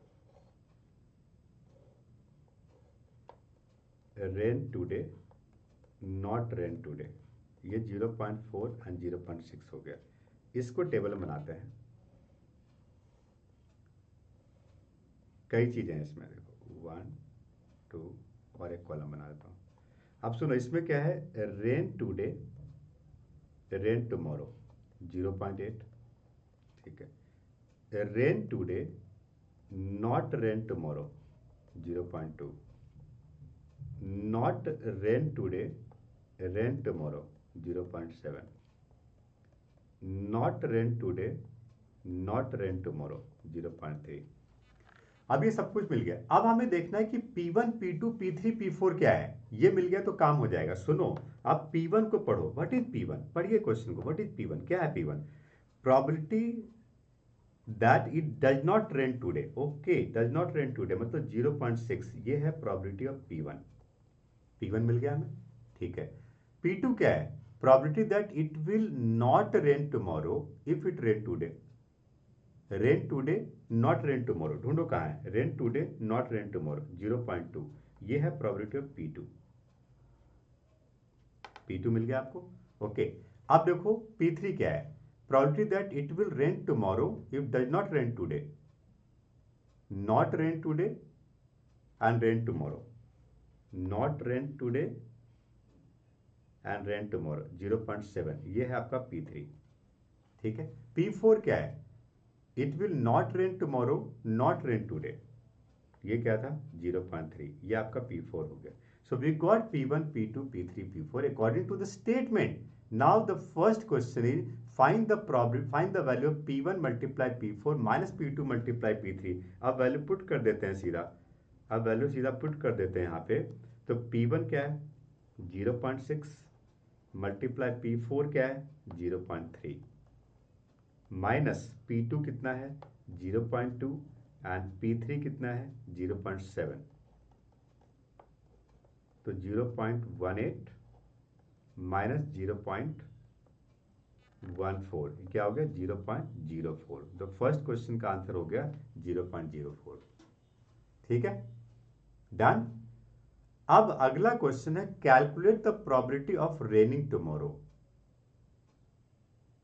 रेनिंग टुमारो कहां कहां पे आ रहा है, अब ये देखना है हमें सिर्फ। What is the probability of raining tomorrow, तो आपको देखना है कि रेनिंग टुमारो कहां कहां पे आ रहा है। Raining tomorrow is based on raining today.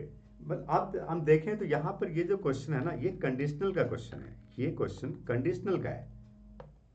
ये इसको हम ना बेस थ्योरम से भी सोच सकते हैं कि यदि मैं E1 को मान लेता हूं रेन टुडे एंड E2 को मान लेता हूं नॉट रेन टुडे और ए को मान लेता हूं रेन टुमारो, ठीक है। तो मुझे क्या पता करना है? पढ़ो, कैलकुलेट द रेंट टुमारो मतलब प्रोबेबिलिटी ऑफ ए पता करना। मैं इसको लिख सकता हूँ probability of E1 multiply probability of A by one, second part का आंसर कर रहे हैं, plus probability of E2 multiply probability of A by two. तो प्रोबेबिलिटी ऑफ E1 क्या है? प्रोबेबिलिटी ऑफ E1 क्या है? 0.4। Probability of A by one क्या है? ए बाई वन को स्टेटमेंट में कन्वर्ट करो। ए बाई वन का मतलब क्या है? ए बाई वन का मतलब क्या है? Probability of A by one, rain tomorrow if it is given that rain today, rain today rain tomorrow 0.8। बहुत अच्छा। प्रोबेबिलिटी E2 क्या है? 0.6। ए बाई टू का मतलब क्या है? ए बाई टू को स्टेटमेंट में कन्वर्ट करो तो rain tomorrow but not rain today 0.7, table हमने बनाया हुआ है। तो 0.32 एंड प्लस 0.42, आंसर क्या आएगा? 0.74। सो सेकेंड पार्ट का आंसर यहां पे आ गया 0.74। ये क्वेश्चन बेस थ्योरम का क्वेश्चन था। क्वेश्चन को मतलब इसको टोटल प्रोबेबिलिटी कर सकते हो, बेस थ्योरम का एग्जैक्टली नहीं है ये क्वेश्चन, टोटल प्रोबेबिलिटी का है क्योंकि क्वेश्चन में एक ही statement raining tomorrow, but raining tomorrow depend on raining today ना, तो इसलिए क्वेश्चन टोटल प्रोबेबिलिटी का था, राइट। चलो आगे बढ़ते हैं। क्वेश्चन 31 में और पार्ट भी है, ये भी प्रोबेबिलिटी है क्वेश्चन को। प्रोबेबिलिटी में ना कई बार एक डिफरेंट टाइप का क्वेश्चन आ जाता है, इसलिए प्रोबेबिलिटी पे बहुत मेहनत करने की जरूरत है। टॉपिक वाइज करो और जितने भी डिफरेंट टाइप के क्वेश्चन है प्रैक्टिस करो, ठीक है। क्वेश्चन 31 का और पार्ट ये भी थोड़ा सा अलग है, पढ़ो क्वेश्चन को। A random variable x can take non-negative integral values of the probability and that x takes the value r is proportional to 5 to the power minus r। मतलब यदि मैं इसको इक्वेशन के फॉर्म में लिखना चाहूं तो इसमें लिखा है probability of x is equal to r is directly proportional to 5 to the power minus r। पढ़ो ना क्वेश्चन के स्टेटमेंट को, क्या लिखा हुआ है? लास्ट लाइन को पढ़ो, the probability that x takes the value r, मतलब probability p x is equal to r is proportional to 5 to the power minus r। तो यहां से मुझे p x is equal to r की value पता करना, 0 की, 1 की, 2 की वैल्यू पता करनी है। लेस देन 3 पूछा है लास्ट में। तो मैं यदि इसको इक्वेशन में कन्वर्ट करूं तो probability of x is equal to r is equal to k multiply 5 to the power minus r. मैं इसको यदि मैं 0 पे पता करता हूं, 1/1 एक्स इज इक्वल टू 0 पे पता करता हूं तो k divided by 5 to the power 0, नहीं क्या कर दिया मैंने, हाँ ठीक है। एंड यदि मैं p x is equal to 1 पे पता करता हूँ तो k divided by 5 to the power 1 आ जाएगा, है ना, क्योंकि k divided by 5 to the power r है ये। यदि p x is equal to 2 पता करता हूँ तो के बाई 5 टू द पावर 2 आता है। यदि पी एक्स इक्वल टू 3 पता करता हूँ तो के 5/3 टू द पावर 3 आएगा, एंड सो ऑन चलता। अब मुझे नहीं पता कि इसका अपर लिमिट क्या है, बट मुझे ये पता है कि सम ऑफ प्रोबेबिलिटी 1 होता है। हमने प्रोबेबिलिटी डिस्ट्रीब्यूशन में पढ़ा था कि सम ऑफ प्रोबेबिलिटी 1 होता है, तो हमें पता है समेशन ऑफ प्रोबेबिलिटी 1। तो मतलब के बाई 5 टू द पावर 0 तो 1 हो गया, and plus k by 5 plus k by 5 square and plus k by 5 to the power 3 and so on up to infinity is equal to 1। यहां से मुझे के की वैल्यू पता करनी है, तो मैं के कॉमन लेता हूं, ये बनता है 1 plus 1/5 plus 1/5 square and so on up to infinity. ये क्वेश्चन एक जीपी का क्वेश्चन, आपको याद है ज्योमेट्रिक प्रोग्रेशन में हम सम ऑफ इनफाइनाइट जीपी के बारे में पढ़े थे और इसका फॉर्मूला था a/1 माइनस आर, तो 1 माइनस 1/5, आर यहाँ पे 1/5 इज इक्वल टू 1, सो के मल्टीप्लाई ये 5/4 is equal to 1, we can say k is equal to 4/5। तो के की वैल्यू क्या आ गई? 4/5 आ गई। तो पहले तो हमने के पता कर लिया। अब यदि मैं के की वैल्यू को यहाँ पुट कर देता हूँ तो ये सारी वैल्यू मुझे मिल जाएगी। करते हैं ना, आप देखो ना, यदि मैं के की वैल्यू पुट करता हूँ 4/5 तो ये 4/5 हो जाएगा। यदि मैं 4/5 पुट करूँ तो ये 4/25 हो जाएगा। यदि मैं इसमें 4/5 पुट करता हूँ तो ये 4/125 हो जाएगा ना। और मुझसे क्या पूछा गया? Probability of x is less than 3। X is less than 3 का मतलब probability of x equal to 0 plus probability of x equal to 1 plus probability of x equal to 2, ये हमें पता करना है। तो मुझे ये तीनों को ऐड करना है। इन तीनों को ऐड कर दो, वही आपका आंसर होगा। सो अल्टीमेटली मैं यहाँ पे यदि लिखूँ probability of x is less than 3, तो मैं लिख सकता हूँ 4/5 प्लस 4/25 एंड प्लस 4/125। एक काम करते हैं, 125 एलसीएम ले लेते हैं सीधा, तो 100 20 एंड प्लस 4 क्या हो गया जी, 124/125। ये आपका फाइनल आंसर हो गया, 124/125। थोड़ा अलग क्वेश्चन था, यहाँ पे प्रोपोर्शनलिटी के सिंबल को हमने यूज किया। इस तरह क्वेश्चन हमने डिफरेंशियल इक्वेशन के वर्ड प्रॉब्लम पढ़े थे, राइट। आगे बढ़ते हैं, क्वेश्चन 32। अब लॉन्ग आंसर क्वेश्चन पे आ चुके हैं हम लोग। क्वेश्चन 32 की बात करते हैं। Draw the rough sketch of the curve y equal to 20 cos 2x। Okay, y equal to 20 cos 2x को π/6 to π/3 बनाना है। ओके, मैं इसको रफली ड्रॉ कर लेता हूं, एक रफ आइडिया ले लेते हैं फटाफट। बहुत छोटा सा क्वेश्चन है ये। तो ये 0 हो गया, this is called π/6, this is called π/4 and this is called π/3। ठीक है, आगे जरूरत ही नहीं है, 3 पॉइंट लेते हैं सिर्फ। अब आप देखो, यदि मैं 20 cos 2x में y equal to 20 cos 2x में यदि मैं x की जगह पे π/6 पुट करता हूँ, मतलब 30 डिग्री, तो cos 60 डिग्री की वैल्यू 1/2 ये 10 आता है। मतलब यहाँ पे हाईएस्ट पॉइंट आपका 10 होगा एंड लोएस्ट पॉइंट -10 होगा। मतलब ये तो एक पॉइंट बन गया हमारा π/6 पे, ये पॉइंट बन गया। ठीक है, अब हम देखते हैं π/4। यदि मैं 45 डिग्री पुट करता हूँ cos 2x में, यदि x की जगह 45 पुट करता हूँ तो cos 90 क्या होता है, 0। मतलब ये 0 इंटरसेक्ट करेगा। एंड यदि π/3 पुट करता हूँ तो ये नेगेटिव -10 पे आएगा। मतलब ये ग्राफ कुछ इस तरह का बनेगा। ये ग्राफ कुछ इस तरह का बनेगा, कहाँ से कहाँ तक, π/6 से लेकर के π/3 तक। ये ग्राफ कुछ ऐसा बनेगा। अब क्वेश्चन लिखा हुआ है, using integration find the area bounded by the curve from the ordinate π/6 to π/3 with x axis. Okay, तो इसका जो बाउंडेड पार्ट होगा ना, ये कुछ ऐसा होगा। ये इसका बाउंडेड पार्ट होगा, ये एक्स एक्सिस के साथ ये इसका बाउंडेड पार्ट होगा, जिसका एरिया हमें पता करना है। ठीक है, तो मैं किसी एक एरिया को पता करके डबल कर लेता हूं, कोई प्रॉब्लम ही नहीं है। ये तो बहुत आसान सा क्वेश्चन हो गया। तो final area is 2 times of, देखो आप जब बोर्ड में इसके आंसर को लिख रहे हो तो आप प्रेजेंट जरूर करना है इसको। इस तरीके से पॉइंट लिखो ABC, है ना, तो आप लिखो area is equal to 2 times of area of ABC। और अब आप इसको इंटीग्रेशन में कन्वर्ट करिए, तो ये पॉइंट मिल गया आपके पास π/6 टू π/4 एंड इंटीग्रेशन क्या किसका बनेगा, 20 cos 2x का बनेगा। इंटीग्रेशन तो आसान सा है, ये हो गया 40 मल्टीप्लाई cos 2x का इंटीग्रेशन क्या बनता है जी, sin 2x divided by 2 and ये π/6 टू π/4 हो गया।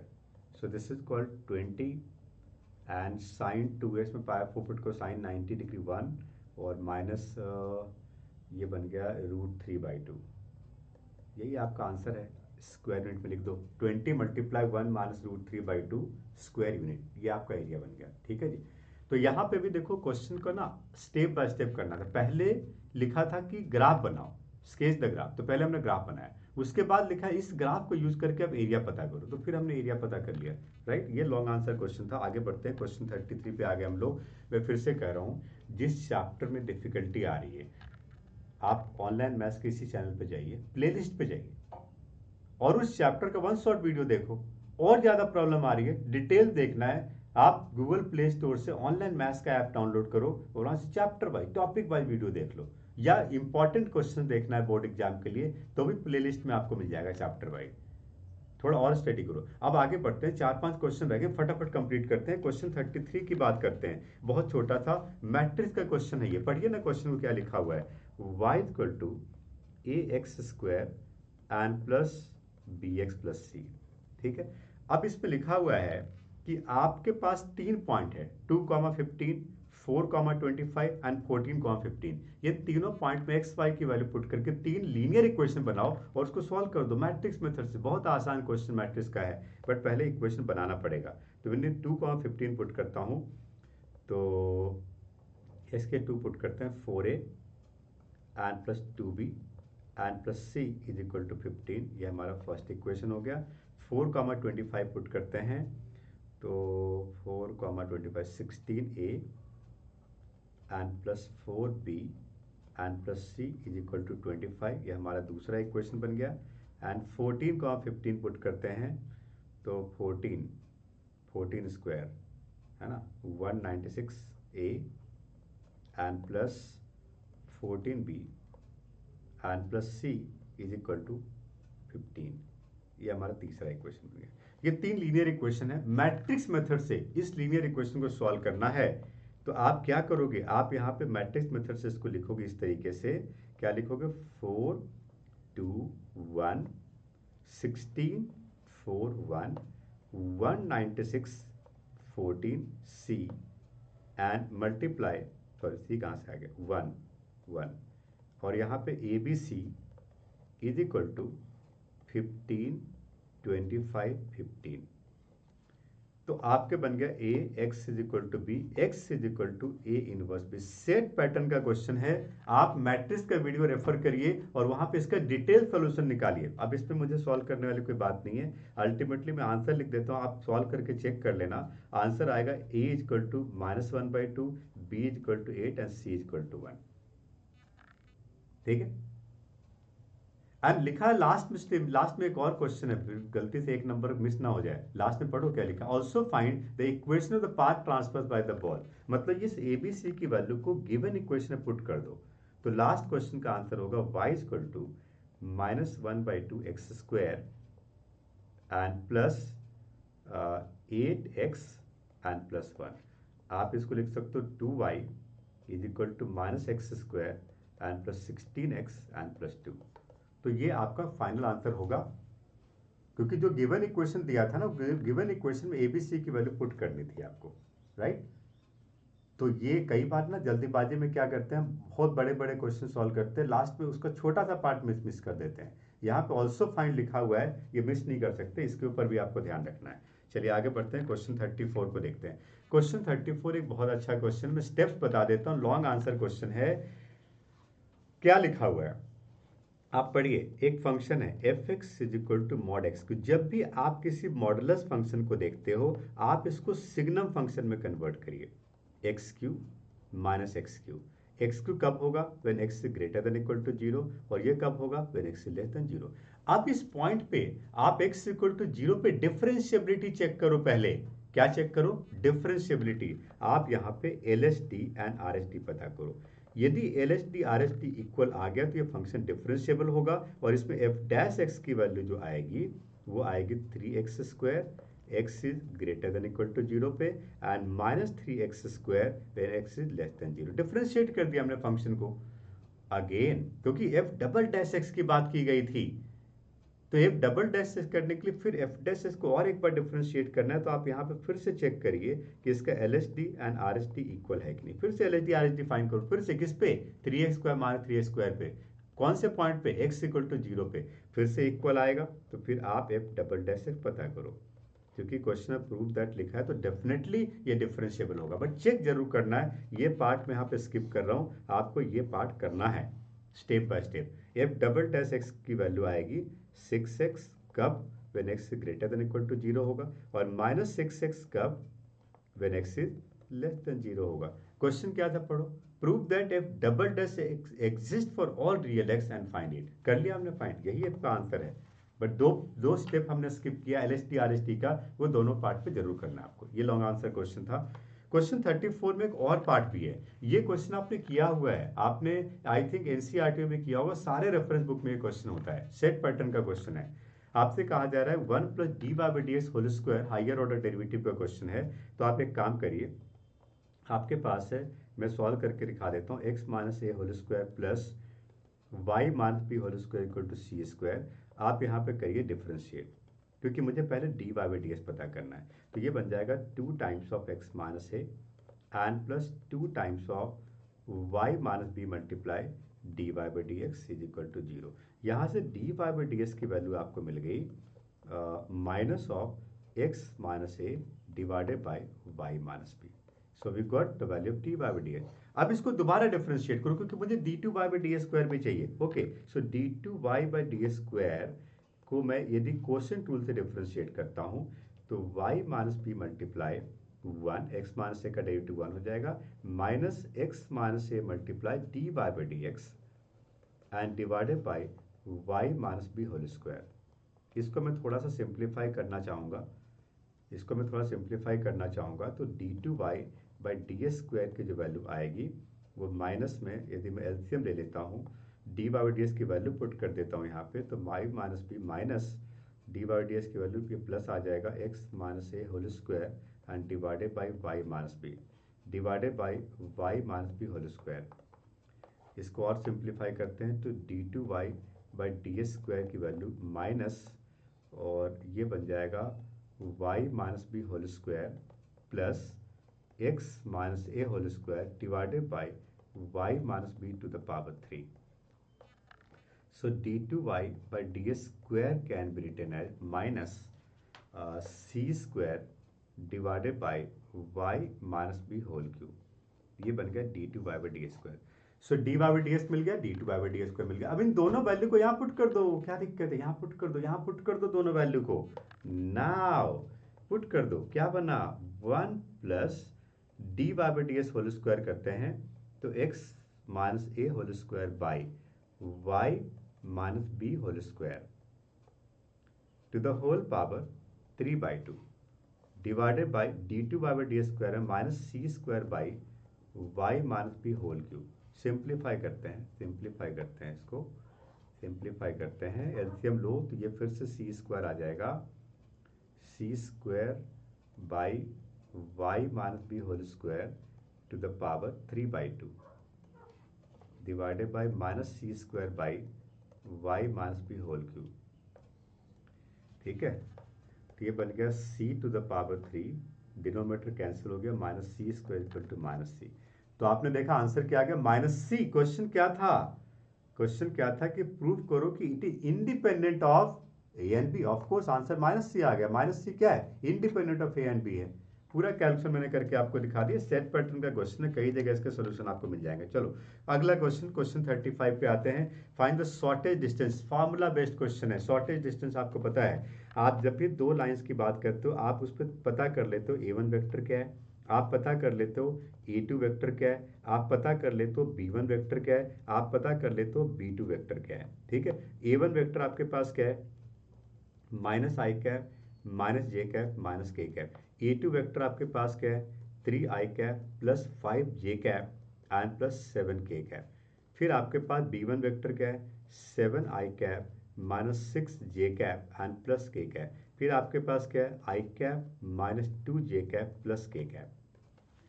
शॉर्टेज डिस्टेंस का तो फॉर्मूला आपको पता है, शॉर्टेज डिस्टेंस का आपको फॉर्मूला पता है। क्या है formula, a2 vector minus a1 vector dot b1 vector cross b2 vector and divided by magnitude of b1 vector cross b2 vector.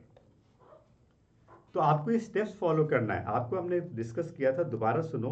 पहले a2 vector minus a1 vector find कर लो, step बता देता हूं आपको। फिर b1 vector cross b2 vector पता कर लो। फिर b1 vector cross b2 vector का मैग्नीट्यूड पता कर लो। आपको पता है ना क्रॉस प्रोडक्ट कैसे करते हैं, मैग्नीट्यूड कैसे करते हैं, मुझे कैलकुलेशन करने की क्या जरूरत है, आप खुद से करिए ट्राई।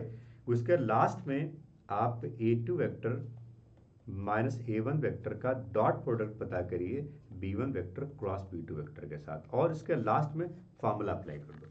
तो ये 5 स्टेप आपको फॉलो करना है, आपका आंसर आएगा। और आंसर आपके पास जो आना चाहिए वो आना चाहिए 2√29। आप एक बार चेक कर लेना इसको पूरा सॉल्व करके, आंसर 2√29 आना चाहिए। ठीक है, डन। तो ये तो बहुत सिंपल सेट पैटर्न का क्वेश्चन था, लॉन्ग आंसर क्वेश्चन ज्यादातर सेट पैटर्न का होता है, बट एक दो अनसीन क्वेश्चन भी आता है। क्वेश्चन 35 की बात करते हैं, इसी में एक और पार्ट है, 35 का और पार्ट है, इमेज की बात कर रहे हैं। सुनो, ये क्वेश्चन बहुत बढ़िया क्वेश्चन है। ये आपके पास एक लाइन है जिसका इक्वेशन है x minus 3/1 is equal to y plus 1/2 is equal to z minus 1/3 is equal to lambda.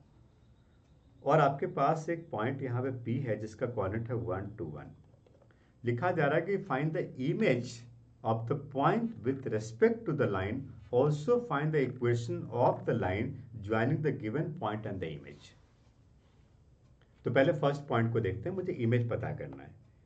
मैं यहाँ पर एक परपेंडिकुलर ड्रॉ करता हूँ, यह हमारा फुट ऑफ परपेंडिकुलर होता है, और आगे बढ़ते हैं, ये हमारा इमेज हो जाता है। जब भी ऐसे सवाल पूछे जाते हैं जिसमें कि लाइन के ऊपर का कोई पॉइंट पता करना या उससे रिलेटेड कोई क्वेश्चन होता है, आप हमेशा पहले लाइन के ऊपर एक जनरल पॉइंट पता करो और फिर उसका एग्जैक्ट कोऑर्डिनेट पता करो। मैं यहाँ पर पॉइंट एफ का कोऑर्डिनेट पता कर सकता हूँ, क्योंकि आप देखिए यह इसको हमने लेमडा मान लिया। जब हमने इसको लेमडा मान लिया तो इससे एक्स वाई जेड की वैल्यू मिल जाएगी, और यही इस लाइन का एक जनरल पॉइंट होगा लेमडा के फॉर्म में। आप देखिए ना, एक्स की वैल्यू क्या होगी, लेमडा प्लस 3। देखो ना, इसको लेमडा से इक्वेट करो, फिर वाई को लेमडा से इक्वेट, जेड को लेमडा से इक्वेट करो, तो पॉइंट एफ का जो कोऑर्डिनेट मिलेगा वो लेमडा प्लस 3, और क्या मिलेगा 2 lambda minus 1 and 3 lambda plus 1।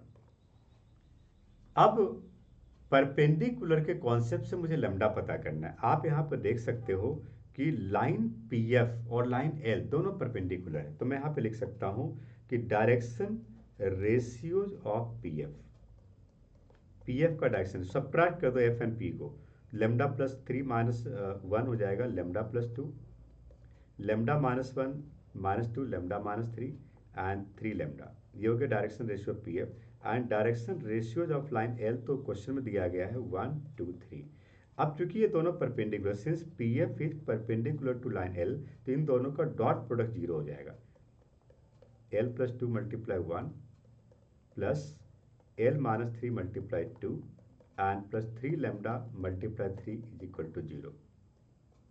तो मैं इसके डॉट प्रोडक्ट को फाइंड करता हूँ, 0 से इक्वेट करता हूँ, lambda plus 2 and plus 2 lambda minus 6 and plus 9 lambda is equal to 0। तो 9 plus 2 11 plus 1 12 lambda minus 4 is equal to 0, lambda is equal to 4/12 that is 1/3। So lambda की value 1/3 आ गई। अब लेमडा की वैल्यू को point F में put कर दो, एफ का कोऑर्डिनेट मिल जाएगा। So coordinate of point F put करो, 1/3 प्लस 3 10/3, ठीक है, 2/3 माइनस 1 माइनस 1/3 2। पॉइंट एफ का कोऑर्डिनेट मिल गया। अब मुझे फुट ऑफ परपेंडिकुलर का कोऑर्डिनेट मिल गया। अब आपको पता है कि point F is the mid point of P I. I को यदि मैं अल्फा बीटा गामा मान लूं तो मुझे इमेज पता चल जाएगा। तो मैं यहाँ पे कह सकता हूँ कि f is the mid point of P i, f is the mid point of P i. तो मैं क्या लिख सकता हूँ, 1 plus alpha by 2 is equal to 10/3। मैं लिख सकता हूँ 2 plus beta by 2 is equal to minus 1/3 and 1 plus gamma by 2 is equal to 2। So यहाँ से मुझे अल्फा की वैल्यू मिलेगी 20/3 माइनस 1। तो अल्फा पता कर लो, 20/3 माइनस 1, 20 माइनस 3 कितना होगा 17/3, और यहाँ से बीटा निकाल लेंगे, -2/3 माइनस 2 माइनस 8/3, और यहाँ से गामा निकाल लेंगे तो 4 माइनस 1 3। तो 17/3 माइनस 8/3 एंड 3, ये हमारा इमेज का आंसर हो गया। ठीक है, अब इसके बाद also find the equation of line joining the given point and the image. इसमें क्या है, पी आई का इक्वेशन पता कर लो। पी आई का 2 पॉइंट पता है। इक्वेशन ऑफ लाइन क्या है, x minus a1 by b1 is equal to y minus a2 by b2 is equal to z minus a3 by b3। तो also find the equation of line. अभी थोड़ी देर पहले हमने इक्वेशन ऑफ लाइन का question किया था। Point पता चल गया, डायरेक्शन रेशियो पता कर लो, आई एंड पी को सब्ट्रैक्ट करके या एफ एंड पी को सब्ट्रैक्ट करके, और फिर आंसर आ जाएगा। ठीक है, आगे बढ़ते हैं। क्वेश्चन 36। अब हमारे पास केस बेस्ड क्वेश्चन आ रहे हैं, 3 case based question. Case based question कुछ नया थोड़ी होता है, सेम क्वेश्चन आपने एनसीईआरटी में किया है, बट पूछने का तरीका अलग है। इस पे कुछ नाम वाम दे दिया गया है और कुछ नहीं है। आप देखिए ना, मैं पूरा सॉल्व करके दिखाता हूँ इसको। ये क्वेश्चन हमने किया है। Ramesh, the owner of sweet selling shop, purchased some rectangular cardboard sheet of dimension 40 by 25 centimeter. Okay, तो ये मेरे पास एक कार्डबोर्ड शीट है जिसका डायमेंशन है 40 सेंटीमीटर बाई 25 सेंटीमीटर, ठीक है। और x सेंटीमीटर का हर एक कॉर्नर का पे एक स्क्वायर कट करके इसके फ्लैप को फोल्ड कर देते हैं। यहाँ पे हर एक कॉर्नर पे x बाई x सेंटीमीटर का एक स्क्वायर कट कर देते हैं। जब ये कट कर देते हैं तो ये फ्लैप फोल्ड हो जाता है और ये कैसा बन जाता है, ये एक क्यूबॉइडल बॉक्स बन जाता है। इस क्यूबॉइडल बॉक्स में चूंकि ये x सेंटीमीटर का है तो ये डायमेंशन 40 माइनस 2x हो जाता है, ये डायमेंशन 25 माइनस 2x हो जाता है। यदि मैं इसके वॉल्यूम की बात करूं, क्वेश्चन लिखा है express the volume in terms of x, तो वॉल्यूम क्या है, LBH, क्यूबॉइड बन रहा है जिसका लेंथ 40 माइनस 2x है, जिसका विड्थ 25 माइनस 2x, इसकी हाइट x है। ये बन गया volume. This is the equation of volume. First part का आंसर आ गया। अब कहा जा रहा है इसको डिफरेंशिएट कर लो। ओके, मल्टीप्लाई कर लो, डिफरेंशिएट कर लो, क्या दिक्कत है इसमें। एक काम करते हैं, प्रोडक्ट टूल से कर लेते हैं। तो 40 माइनस 2x में एक x को ना किसी ब्रैकेट के अंदर ले लेते हैं, 25x माइनस 2x स्क्वायर। तो फर्स्ट पार्ट का आंसर मैंने फाइंड कर दिया, वॉल्यूम मिल गया आपको। अब आपको क्या करना है, सेकंड पार्ट में dv बाई ds, आपको पता है इसको डिफरेंशिएट कैसे करना है, कर लो। उसके क्या, for what value of x the volume of each container is maximum, मतलब d2v बाई ds स्क्वायर पता करो, वो नेगेटिव होना चाहिए। एंड dv बाई ds को जीरो से इक्वेट कर दो, dv बाई ds को जीरो से इक्वेट कर दो, किसको, dv बाई ds, उससे x की वैल्यू मिल जाएगी और वही आपका आंसर हो जाएगा। ये सेट पैटर्न का क्वेश्चन आपने पहले किया है, सेट पैटर्न का क्वेश्चन है। आगे बढ़ते हैं, क्वेश्चन 37 पे आते हैं। बहुत बढ़िया केस स्टडी क्वेश्चन है ये।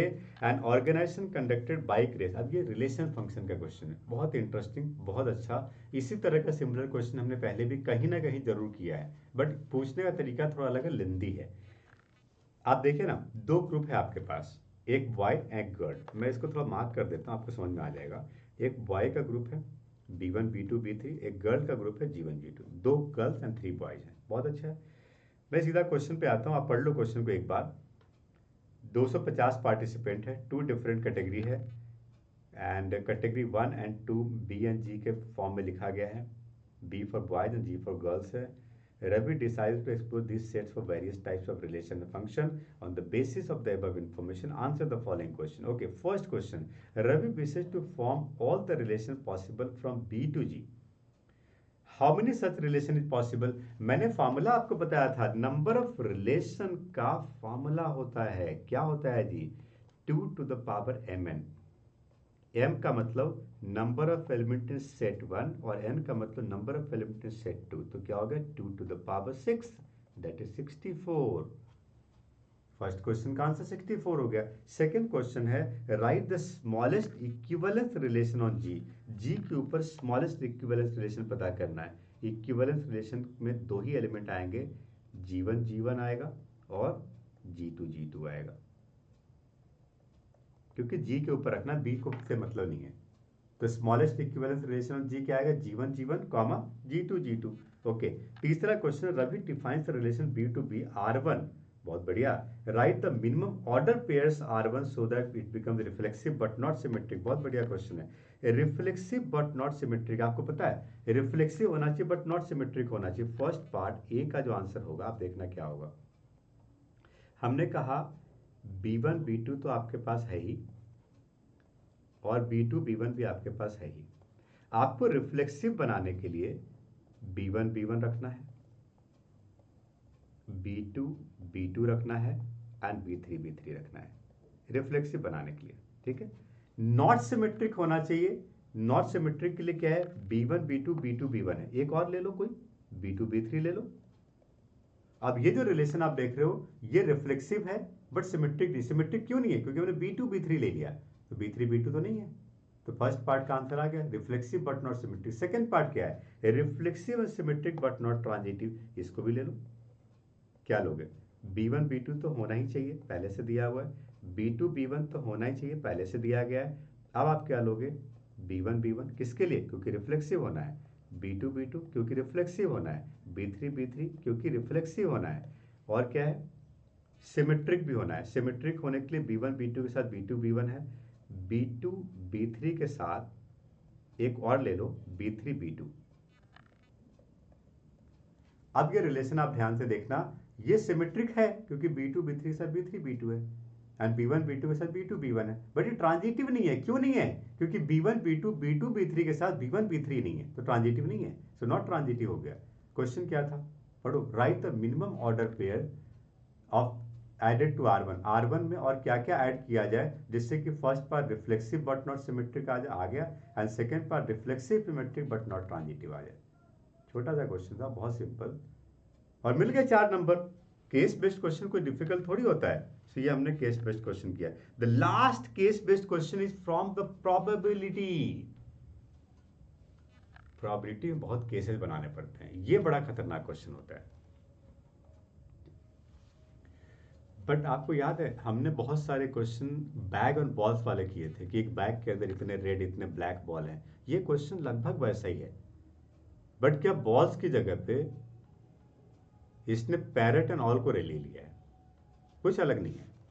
डायग्रामेटिकली समझना पड़ेगा इसको। हमारे पास 2 केज है, केज 1 एंड केज 2। समझो, केज 1 एंड केज 2। केज 1 में क्या है, 5 पैरोट हैं एंड एक ऑल है। केज 2 में क्या है, 6 पैरोट हैं एंड नो ऑल है, कुछ नहीं है। वन डे, आप बड़े ध्यान से सुनना, समझ में आ जाएगा, केसेस बनाऊंगा मैं। यहां पे लिखा हुआ है, one day Arka forget to lock both cages and 2 birds flew from cage 1 to cage 2 simultaneously. 2 bird cage 1 से केज 2 में चला गया, ठीक है। Then 2 birds flew back from cage 2 to cage 1, बहुत अच्छा है। तो 2 बर्ड केज 1 से 2 में गई एंड 2 वापस आई। क्या क्या केसेस हो सकता है? पहला केस ये हो सकता है कि 1 पैरोट एंड 1 ऑल गया। दूसरा ये हो सकता है, इसके साथ क्या हो सकता है जो वापस आया, एक पैरेट एक ऑल 1 से 2 में गया और एक पैरेट एक ऑल वापस आ गया, या 2 पैरेट वापस आ गया। दोनों सिचुएशन हो सकती है। या ऐसा भी हो सकता है कि 2 पैरेट गया, जब 2 पैरेट जाएगा तो ऑल तो है ही नहीं उधर, वापस भी क्या आएगा, 2 पैरेट ही आएगा। तो 2 के 1 से 2 के में जाने के लिए 2 कंडीशन है। पहला केसेस क्या हो सकता है कि एक पैरेट एक ऑल वापस गया, तो वापस कौन आएगा, आइदर एक पैरेट और एक ऑल आएगा या 2 पैरेट वापस आ जाएगा। बट यदि 2 पैरेट गया केज 1 से 2 में, 2 पैरेट गया तो 8 पैरेट हो गया उधर केज 2 में, तो वापस क्या आएगा, 2 पैरेट ही आएगा, ऑल तो आ ही नहीं सकता, है ही नहीं। तो 3 केसेस बना। तो पहला क्वेश्चन है, 2 birds flew from 1 to 2 and 2 flew back, then one the probability that all is still in cage 1। इस बात का क्या चांसेस है, पहले ना इसका टोटल प्रोबेबिलिटी पता करते हैं, फेवरेबल आउटकम बाद में देखेंगे। तो पहले तीनों केसेस को सॉल्व करते हैं, तीन केसेस को सॉल्व करते हैं। पहले को मैं ए मान लेता हूं, केस 1। इसमें क्या हुआ, एक पैरेट और एक ऑल गया, तो 5 में से एक गया तो 5C1 मल्टीप्लाई 1C1, ठीक है। फिर बी लिखता हूं इसको, और वापस भी आया ना, एंड वापस आया, एक पैरेट एक और वापस आया, तो वहां पे था 6 और हो गया 7, तो 7C1 और मल्टीप्लाई 1C1, ठीक है। पहला केस हो गया। दूसरा केस में क्या हुआ था जी, एक पैरेट एक ऑल गया था एंड वापस आने से 2 पैरेट वापस आया, तो 8 पैरेट हो गया था, 8C2, ठीक है। तीसरा केस में क्या है जी, तीसरा केस में 2 पैरेट गया 2 पैरेट वापस आया, तो 5C2 गया एंड 6 मतलब 8 हो गया, 8C2। 3 केस हो गया, राइट। तो इसका पूरा कैलकुलेशन यदि मैं करता हूँ तो 5 मल्टीप्लाई 7 क्या आ जाता है, 35 आ जाता है। एंड 5 मल्टीप्लाई 7 C2 को यदि हम देखें तो 42 एंड मल्टी डिवाइड बाई 21, 5 जो 105। एंड तीसरा 5C2 10 एंड 8C2 जो होगा 8 7 जा 56, 28 हो जाएगा, ये 280 हो जाएगा। इसको ऐड कर देते हैं तो टोटल मिल जाएगा इसका 5 + 5 10 और 12 कैरी 1 3 4 20। अब क्वेश्चन ये है, फर्स्ट पार्ट को पढ़ो। क्वेश्चन ये है फर्स्ट पार्ट में कि when 2 bird flu 1 to 2 and 2 वापस आ गया, तो इस बात का क्या चांसेस है कि एक ऑल केज 1 में रहेगा। अब यहाँ पे देखो 3 केसेस था। पहला केस क्या था, एक पैरेट एक ऑल गया और एक वापस आया, तो ऑल है इसमें केज 1, हाँ ठीक है।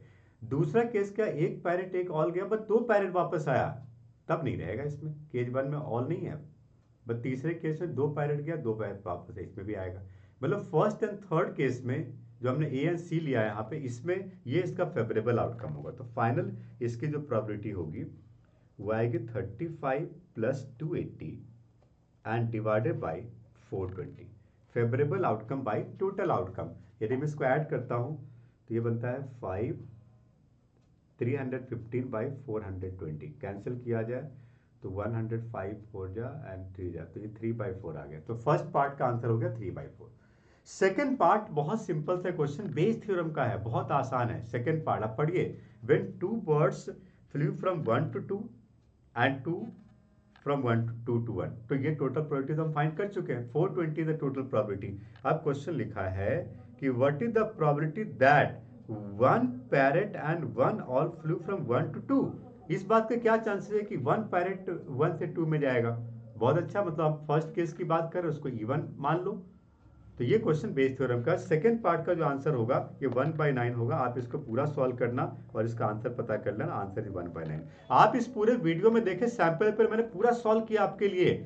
आप इस चैनल को सब्सक्राइब कर लो, और भी यदि कुछ इंपॉर्टेंट वीडियो चाहिए तो आप प्लेलिस्ट में जाइए और वहां पे ढूंढ करके निकालिए, ठीक है जी।